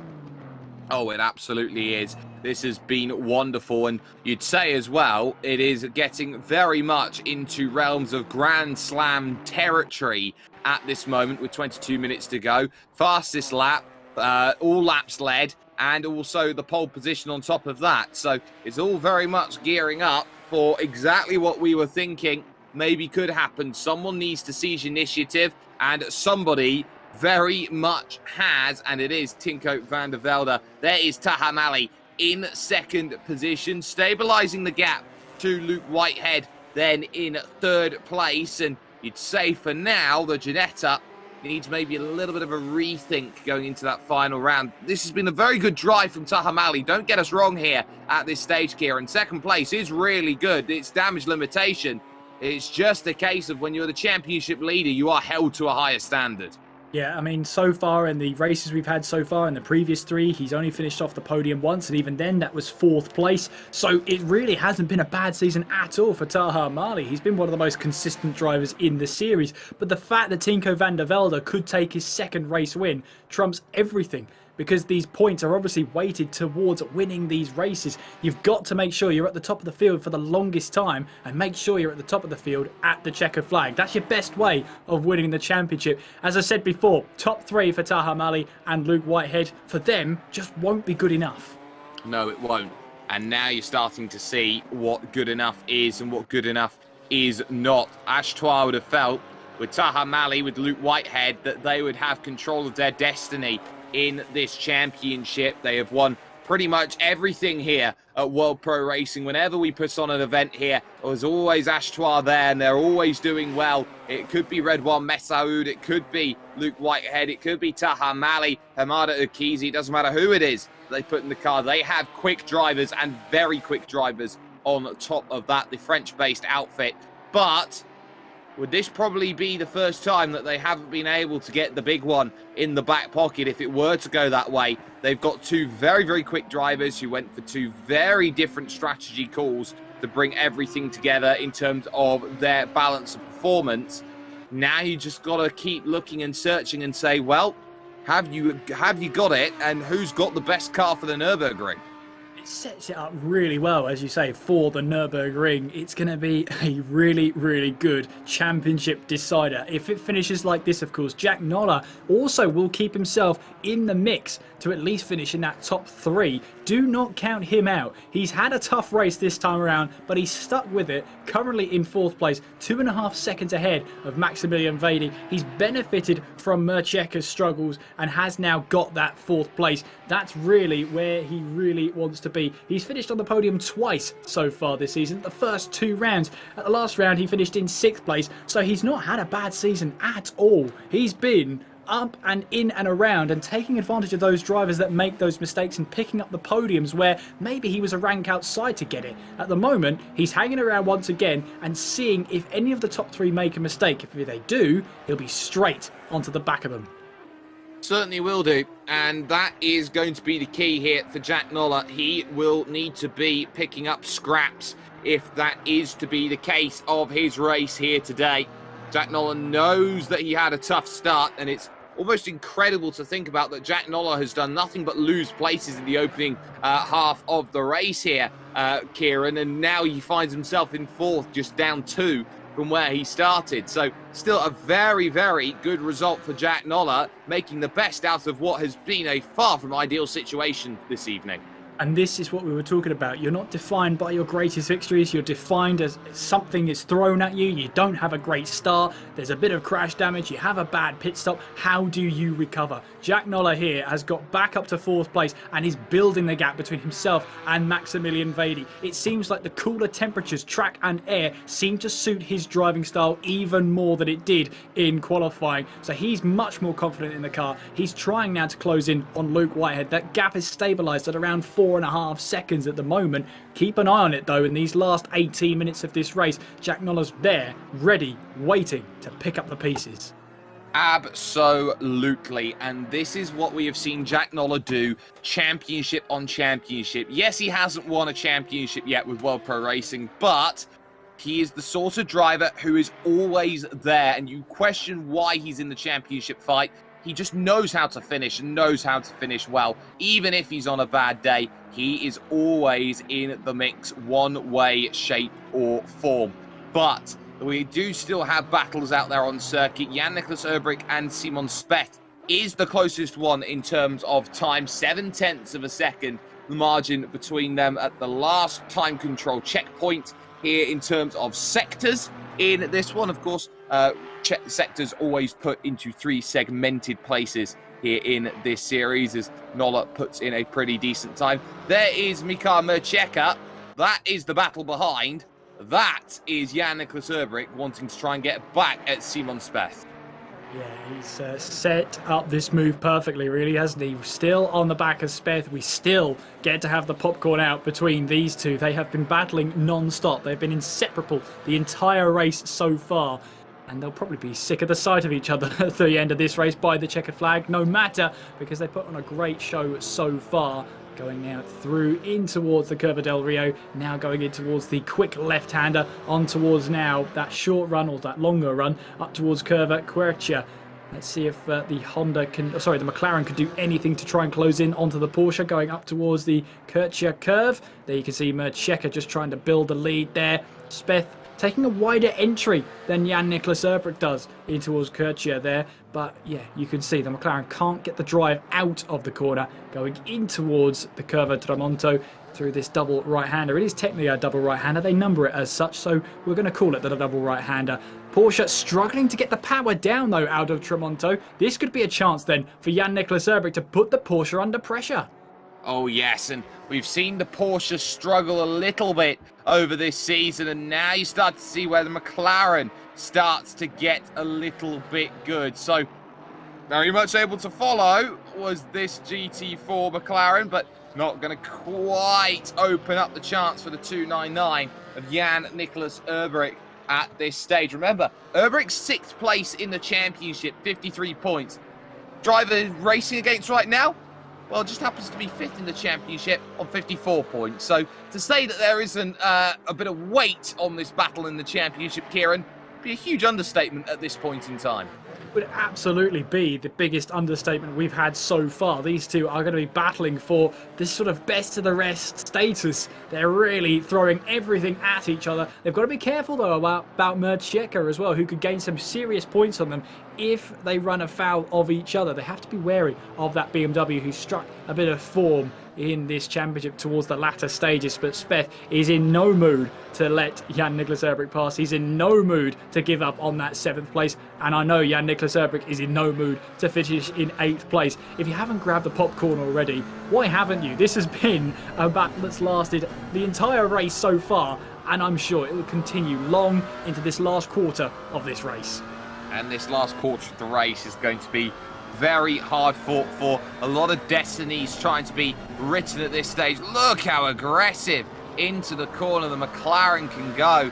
Little bit of struggles off of the exit then, as it's now all about power once again. Very weird to say that in terms of GT4 spec machines, you need power, but you also have to understand that even for a GT4 machine, they are still rapid. You can see that on the dash there for the McLaren. 238 kilometers an hour on the back stretch, heading towards here, this section of road. That is not, I would say, standing by and slow down for the Lollipop Man speeds. Well, it's absolutely not. These GT4 cars are no slouches in a straight line. They will be able to get some serious speed going down these straights. Jan-Nicolas Urbrik, though, still in that slipstream of Simon Speth then, as they make their way on towards the Variante del Parco once again, as they make their way through for the 27th time. These two drivers battling away for what will be relatively 5th place in that championship. If they both finish 5th and 6th in the championship, of course they do win those AMD goodie bags, but you'll want to finish ahead of that driver. You won't just be satisfied with top 6. You want to finish ahead of Simon Speth, or you want to finish ahead of Jan-Nicolas Urbrik. That is where the pride will be. And that McLaren, through that first section, seemed to struggle just a little bit more. Maybe a little bit more than we've seen on previous laps. Maybe so.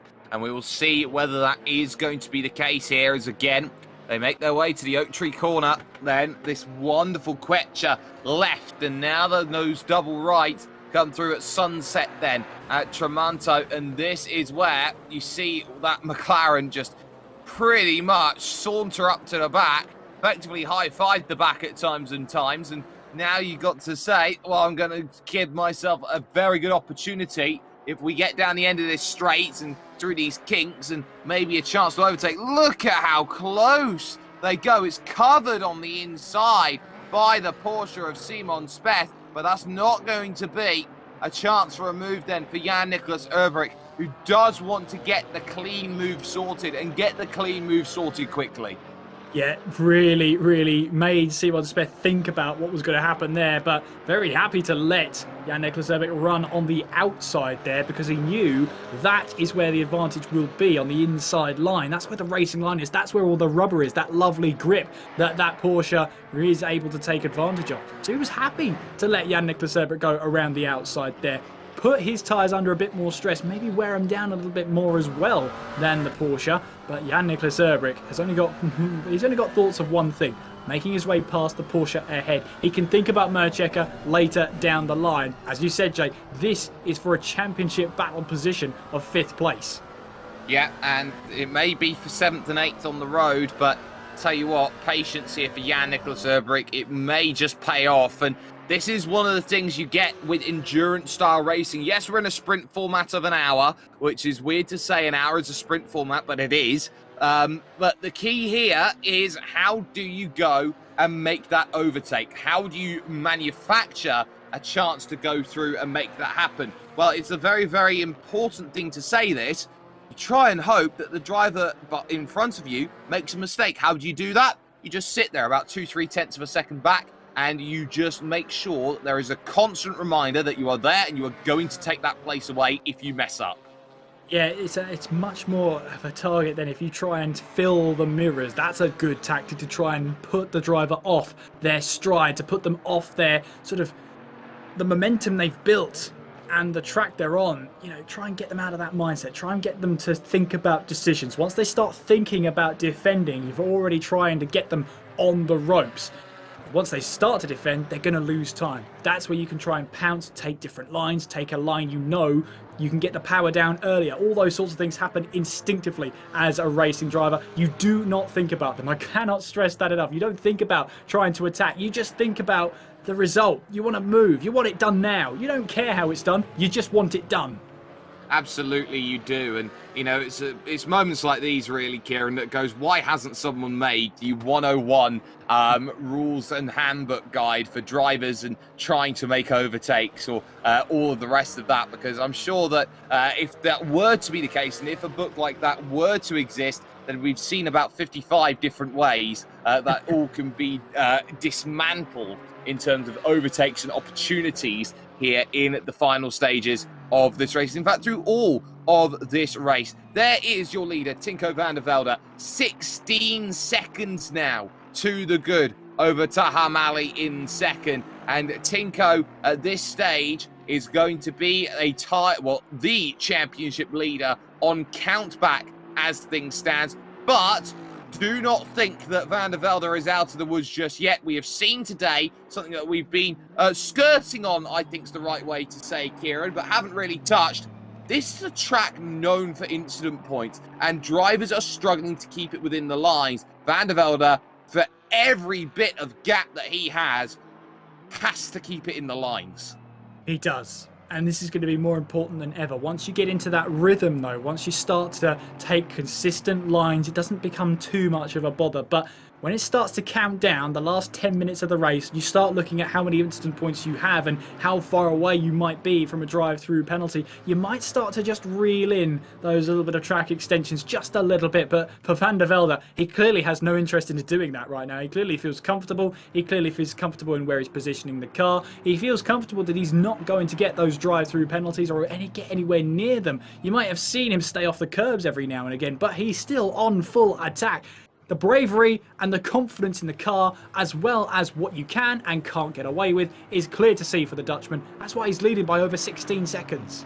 Yeah, and that's why 16 seconds is a very tough gap to claw back down. I do want to keep an eye, though, on Jack Noller in 4th position in this one, because he's been quietly putting those laps in on the board. He's now got that gap to Luke Whitehead under 3 seconds. You can see there is Luke Whitehead just in front. That doesn't look like 3 seconds in my book. It looks a little bit less than that as they will go across that time check. It is 2.9 seconds, so I was right by about 600ths of a second. It is less than 3 seconds. A little bit, yeah. Yep, a little bit. Every little helps. But Jack Noller, the key here is that I think that his car is coming alive now that the fuel's been burnt off and he's back in that qualifying mode again. Yeah, you've got a point there. That could absolutely be a reason why that Porsche has now come back alive. He's been one of the leading Porsches in this championship so far. He's been one of the stars in the Porsches. And as you say, as the fuel starts to wear down, the car gets lighter, it gets more towards qualifying trim. The only real difference is that the tyre wear might not be to your advantage. But as he now makes his way in towards the Variante del Parco, he's lost about 0.3 of a second through that final sector. So it's clear to see there where the weakness in his lap times is right now. But in the first 2 sectors, he is reeling in that Audi bit by bit. Is he reeling him in enough overall for the last 7 minutes of this race? Well, we'll have to wait and see. Depends on mistakes, and you're not going to see many of those. Noller's taking a 10th off of the first sector, but a 10th doesn't get it done from here, Sunshine. You know that better than anybody else, and that's going to be a very tall order to go and get correct come the end. The gap between Speth and Urbrick as well has now increased out to about 1.2 seconds here. So Simon Speth has gone and pretty much distanced himself from Jan-Niklas Urbrick, and he is very desperately trying to bridge that gap to Mikael Murcieka at 1.5 seconds. Yeah, it looks about 2 meters away now, doesn't he? So that's a good distance away. Yes, he's now turned his attentions fully on Mikael Murcieka. 1.5 seconds is the gap between himself and 6th place, and how he'd love to score more points than Jan-Niklas Urbrick and extend his lead over him in that 5th place. There's only 1 point between Jan-Niklas Urbrick and Simon Speth, so he would love to extend that even more with the German. He's got Murcieka ahead of him. Can he try and reel in the BMW and get past? Well, can he get past is the point can only start asking if he gets there. If he doesn't get there, there's no point talking about if he's going to get past or not, because there's never going to be an opportunity. Now you start to wonder here for Simon Speth, how good is he going to be to claw down gap upon gap upon gap, as this has been a day of struggles for some out there on circuit, as they all very nice and neatly make their way through the final stages and over towards turn numbers 1, 2, and 3. Once again, here in this one, their 31st revolution of this circuit then is in full swing at this point in time. In fact, it may be the 32nd because of how Van der Velde is absolutely flying. But into turns 4 at the Rio corner, and now 5 and 6, which comes along straight after. Mercheka, that gap's come down a little bit again, 1.4 seconds, but that will do at this point when you consider that they've got under 5 minutes now.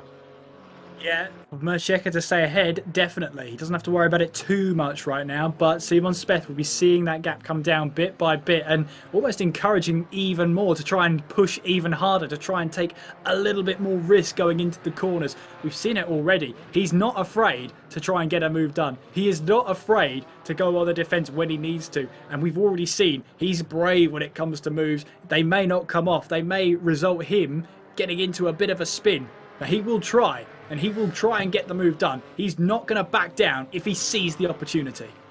No one can fault a driver for trying. That much we all know. If they give a go, they give a good go. And that will give them as much confidence as you will believe. The fact that you can get out there, you can get close, you can race. There is Samir Foch, by the way, in 9th position. Island Racing at this moment in time. 9 seconds to the car in front of Urbrick. 8 seconds behind to Dean Vella. This has been a very quiet 9th place for Samir Foch, and he'll be very happy with it. I think he will. I think he will. I mean, it's getting to a point where he's sort of getting into the track he wanted for qualifying, where he's got no one behind him and no one in front of him. The fact he finished 13th place last time out at Kyalami, I think he'll be very happy with a top 10 finish. He's got about 3 minutes to go to get that car home. That would be the most important thing. He wishes he could change the brake balance, but I don't think he'd change his position. Not yet, anyway.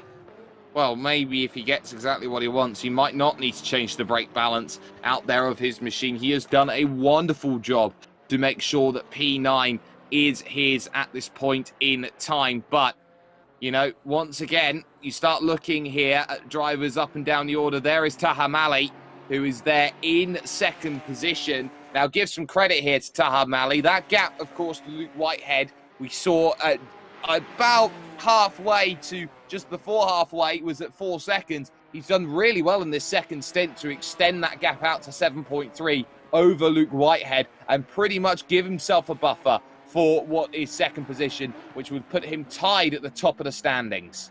Yeah, and Luke Whitehead as well is keeping that gap between himself and Jack Noller at around about 2.5 to 3 seconds. That's really all he needs to do at the moment, does Luke Whitehead.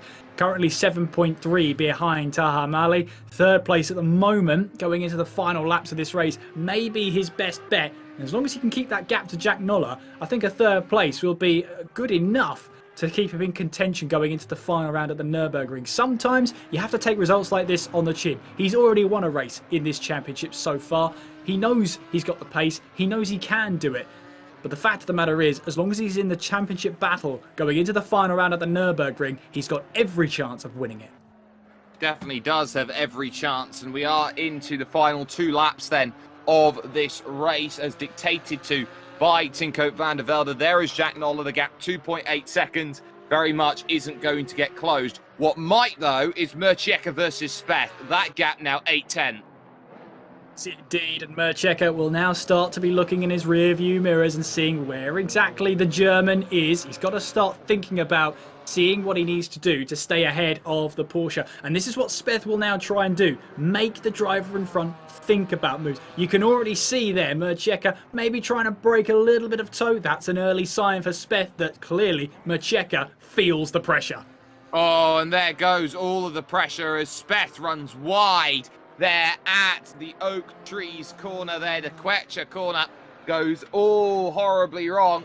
And I think he might have got away with it, but there is the final lap starting in what has been a very dominant performance so far today from one Tinko van der Velde as he takes himself through turn 2 and over towards turn number 3. That gap now back out in the battle for 6th and 7th to 1.5 seconds then here in this one. And piloting through that Curva de Rio, and now you start working out, okay, final stages of this one is going to be so sweet. That Curva Quecha, the oak tree corner, is very much next. They've got those oak trees on the inside of the corner. They named it as such as they now go through the left. And Van der Velde, this is a statement drive that we have been seeing from him. Took him a little while this season to get himself off of the ground, to get himself into momentum range here in this series. Started off with a 4th place finish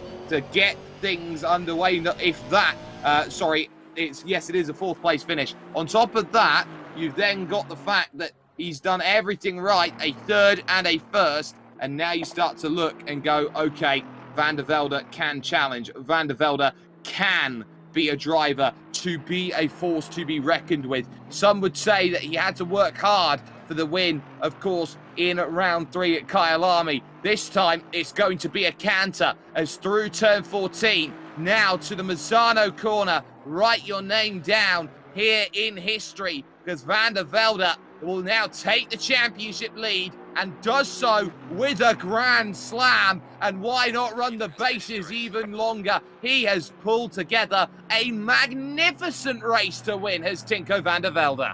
35 laps of perfection there from Tinko van der Velde. Not a foot wrong. Taha Mali then comes across the line, squirreling out of the final corner to take 2nd place in this race and become joint top with Tinko van der Velde in this championship. Luke Whitehead flashes his lights across the line to finish in 3rd place. The exact top 3 we had at Kyalami 2 weeks ago. Jack Noller finishing in 4th place keeps himself in with a chance, an outside chance of that championship battle. Maximilian Vady then across the line in 5th place, one of the first drivers to pit in that race, and was rewarded with that undercut with 5th place. Mercheka, a tough race for him, could have been battling for a podium, has to settle for 6th place today. He will be fuming in that lid for sure. Simon Speth in 7th place, Jan-Niklas Erbritt in 8th place. That battle for 5th place in the championship heats up as Speth extends his advantage over Jan-Niklas Erbritt. Semir Foch then across the line in 9th place, the Latvian getting a good finish in front of the top 10. And Alex Leaf then is coming around the final corner to take the final position in the top 10, with Sheldon Muscat finishing in 11th place. Dean Vella had a spin late on in that race. He's come back to the pit lane and will not take the checkered flag, but I'm thinking he still will be classified in this race. But Jake, Tinko van der Velde, 35 laps of magnificence. He's got his 2nd win of the season. He certainly does, and on top of a 2nd win of the season, what more can you argue with? Led every single lap of this race, had pole position, had fastest lap on top of that, won by a comfortable margin. That cannot go any better. That's why you call it a Grand Slam. Every single factor of that race went in Van der Velde's way, and there was nobody who was going to take it away from him. So now what does that mean as we head to the Nürburgring here? And I think it's important we break this down very quickly before we head to driver interviews. Mali and Van der Velde tied on points, but crucially, whoever finishes first will take that title away. And more importantly than that, it's going to be a case of, okay, well, who's got what and how does things stack up with every driver? There's going to be a lot of number crunching to be done after the end of today. Luckily not by us. We'll work on it for the next 2 weeks. We've got enough time to do that, but we'll be sure to bring you championship permutations in 2 weeks' time when we head to the Nürburgring. What it does promise is that pretty much 4 drivers have a chance of winning this championship here at the AMD GT4 series, and I can't wait to find out who it will be. I can't wait either. Let's get into driver interviews. Luke Whitehead has joined with us right now. Luke, that Audi looked very pointy today, very squirrely, and it looked like, especially in the early stages, that you had yourself a little bit of troubles trying to get through a couple drivers. You got yourself out of that, you got yourself into 3rd, a very secure 3rd place finish, and ultimately for you, would you say damage limitation? Definitely. I mean, you know, as you mentioned, the car was twitchy, and it's kind of a habit of this car. I don't know whether it comes across in the feeds, but the car does have a habit of four-wheel sliding through the corners. So, you know, you probably saw through the first sector in particular, the car was just kind of sliding four wheels. And that also meant that my tyres were dying. So that was why Mikhail and Jack were obviously right on me, you know, at the end of each stint. So it was really good race at the start, you know, really, really close battle with me, Jack. I think Maximilian and Sheldon also got involved with me, Mikhail and Jack. But yeah, it was hard. It was really hard because I knew that the car is really quick in the straights but doesn't corner. You know, and I use that to my advantage battling with Jack because obviously his car is the opposite. It flies around the corners and doesn't go down the straights. Yeah, I'm really happy with the result, to be honest. Really, really happy. Well, a happy result for you. You keep yourself in touching distance of the two drivers now who have tied points in this championship effort. But, you know, you've got to take that focus now, go over to the Nürburgring. It's a very different style of circuit. It's one where you need to be absolutely on it from minute one to minute last. And do you feel like the Audi is going to find some form when it moves to home territory in terms of the manufacture? And I certainly hope so. You know, the car's been pretty weak at every track, really, other than Alton Park, which was incredible there. So it's hard to call. You know, I was hoping this race would be quite a strong one for the Audi, given that there's a lot of high-speed sections and a lot of mid-speed corners. And, you know, I was hoping that would favour this car, but it didn't. So, yeah, we'll have to see at Nürburgring. But obviously the first sector, I think, will help. And I think, obviously, the long back straight will also help. So, you know, who knows? But I know for a fact the Aston, the Ginetta and the Porsche and the Merc as well, they'll all be strong, you know, because all the GT4 cars are really well balanced around there. I think the Porsche is probably the strongest from what I've seen. But then again, the form book goes out the window as soon as we get there. So, yeah, we'll have to see. But I hope it's rain. I really hope it rains. Someone's praying for rain. Well, you're going to have to do a dance or something or other to make sure that something happens there. But before we let you go, Luke, shout out sponsors, anyone you'd like to thank. So first of all, I'd like to say well done to Tinko and to Taha. You know, those two run well. I think I probably could have battled with Taha. I think with if me, Jack and Mikhail hadn't lost so much at the start, I maybe would have had a shot, but he was quicker than me across the race, and Tinko was Tinko. You know, he just absolutely disappeared and has that Aston nailed down. So, yeah, really good job from those guys. Also, well done again to Jack and to Mikhail and also to Maximilian. You know, those guys, it was really respectful at the start. And I'm gutted for Sheldon because he actually looked quicker than all of us, you know, at those early stages. So he was very threatening.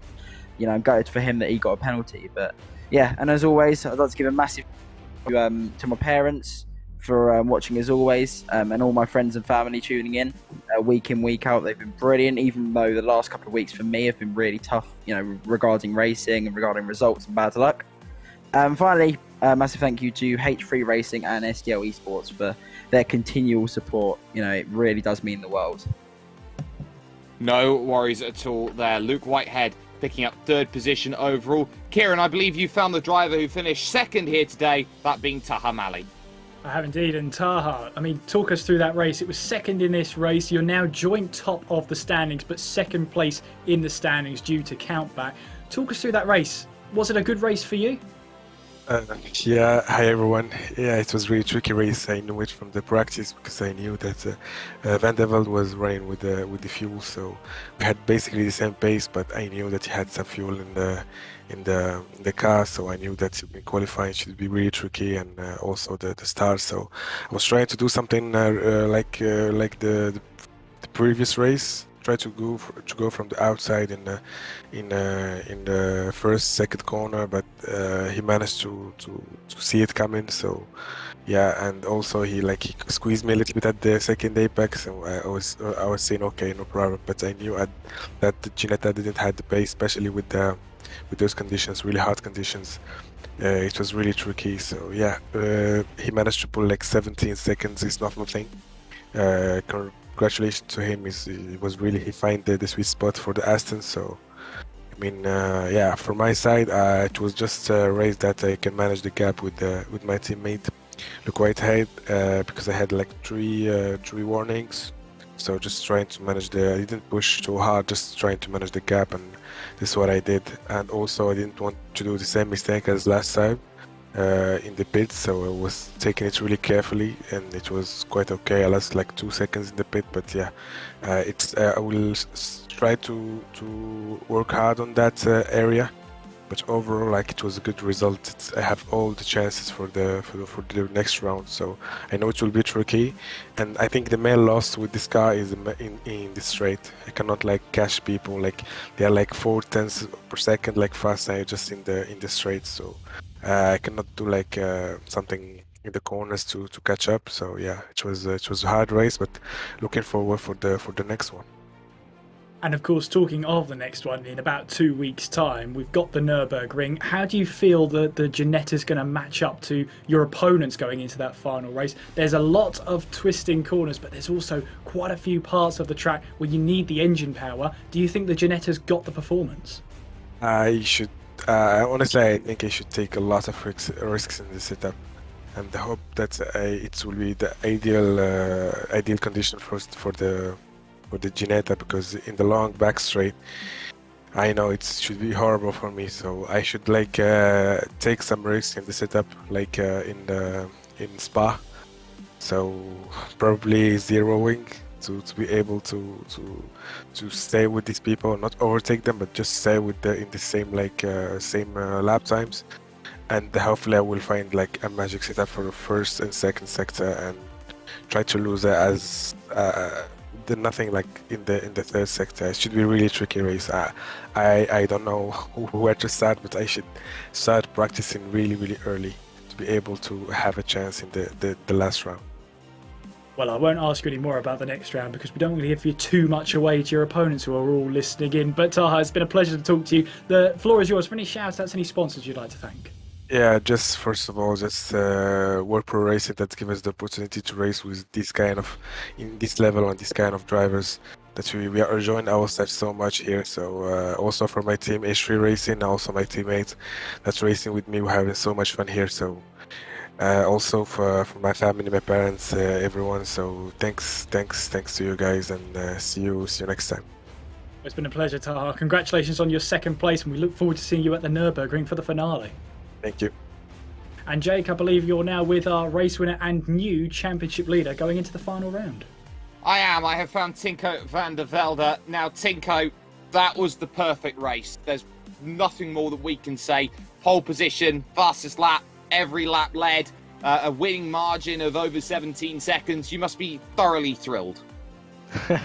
Yeah, hello everyone. I'm really happy with that one. Of course, after winning last week, 2 weeks ago, winning as well. Now again, perfect results for me and will bring me right in the championship fight. So I'm really happy. A really perfect race for me. Not a lot of mistakes, and pole position, fastest lap as well. And yeah, I'm really happy with that. Well, everything going your way, you now lead the championship, albeit by the fact that you've got 2 wins to Taha's 1. But just talk about that race a little bit, because you spent the majority of that on your own. And how difficult is it to construct a race of an hour on your own, especially when we saw here today a lot of drivers get caught out by the incident points? Well, it's quite boring, of course, no cars around you, but again, you are leading, so you just have to do your job, drive your best, keeping the gap or extending it, because you never know what can happen. Maybe some back markers or something wrong in the pit, so you gotta keep pushing, do your best, and yeah, that's what I did. And yeah, it was still a fun race because I was leading, of course, and won. Well, a very fun race for you in terms of the fact that you absolutely dominated, but the Nürburgring is the final point of contention in this championship. How do you feel now? You've got the form, you've got the momentum on your side. Now, how are you looking to approach this final race in order to try and convert what is a championship lead now into a championship? Well, I have no clue about how they will stack up in Nürburgring against each other. So I hope my car will be good against the others, and I will just do my best, get a good setup, practice a lot, and go for the championship, of course. Well, the floor is yours then, Tinko. Shout out sponsors. Anyone you'd like to thank? A huge race victory here today. First of all, my team Sidemax Motorworks, they are a really, really fun team. I'm so happy to be with them, and they helped me a lot to get quicker. And also, I want to congratulate the other podium finishers, Taha and Luke. They've done really good as well, finishing on the podium. And yeah, I'm looking forward to the championship battle in 2 weeks. And yeah, just hoping for a fun end. Well, a fun end might just be in the offing, but a championship lead now for Tinko van der Velde, your race winner here from this one. But Kieran, final thoughts as we bring proceedings to a close then here from this wonderful Misano circuit. I thought it was some good racing action. I mean, the top four there pretty much set the scenario for the final round at the Nürburgring. We also saw some great battling between Simon Speth and Jan-Niklas Erbrich in their battle for 5th place in this championship. It all comes down really to the next 4 drivers. It's Tinko van der Velde, Taha Mali, Luke Whitehead and Jack Noller all have a chance of winning that championship. And I can't wait for 2 weeks' time to find out who will come out on top in the AMD GT4 series. I can't either. The only place you can catch it is with us at World Pro Racing. We've been live on YouTube, Facebook Live, and on Twitch as well as with ESTV, the Esports Television Network, with TVM Sport over in Malta, and on top of that with motorsport.tv as well.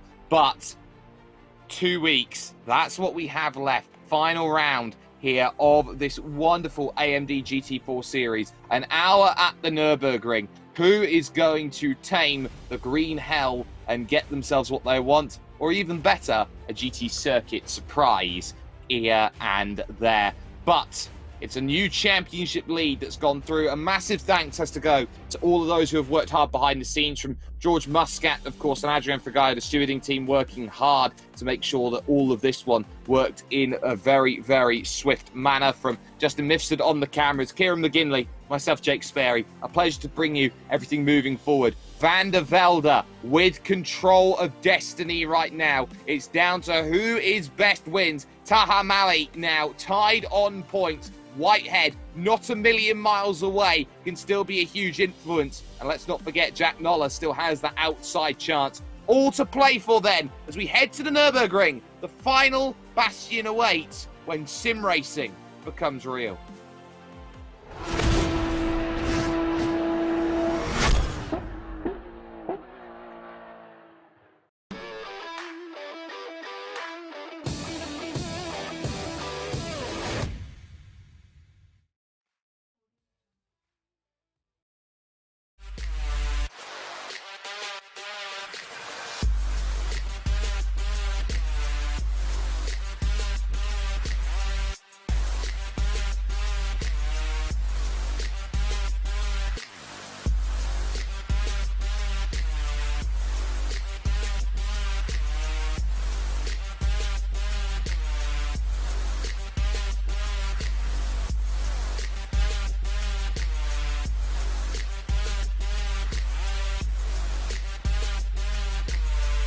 World Pro Racing, where sim racing becomes real.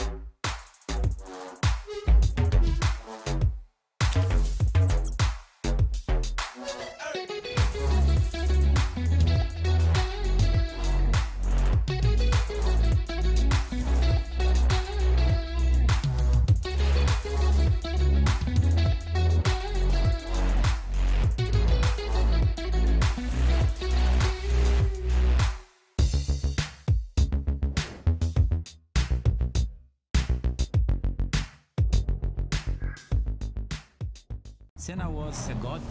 No one could even dream to follow him. I'm from a very humble background. The role of women at that time were really difficult. This is so dangerous. You are risking not only your life, but also my life.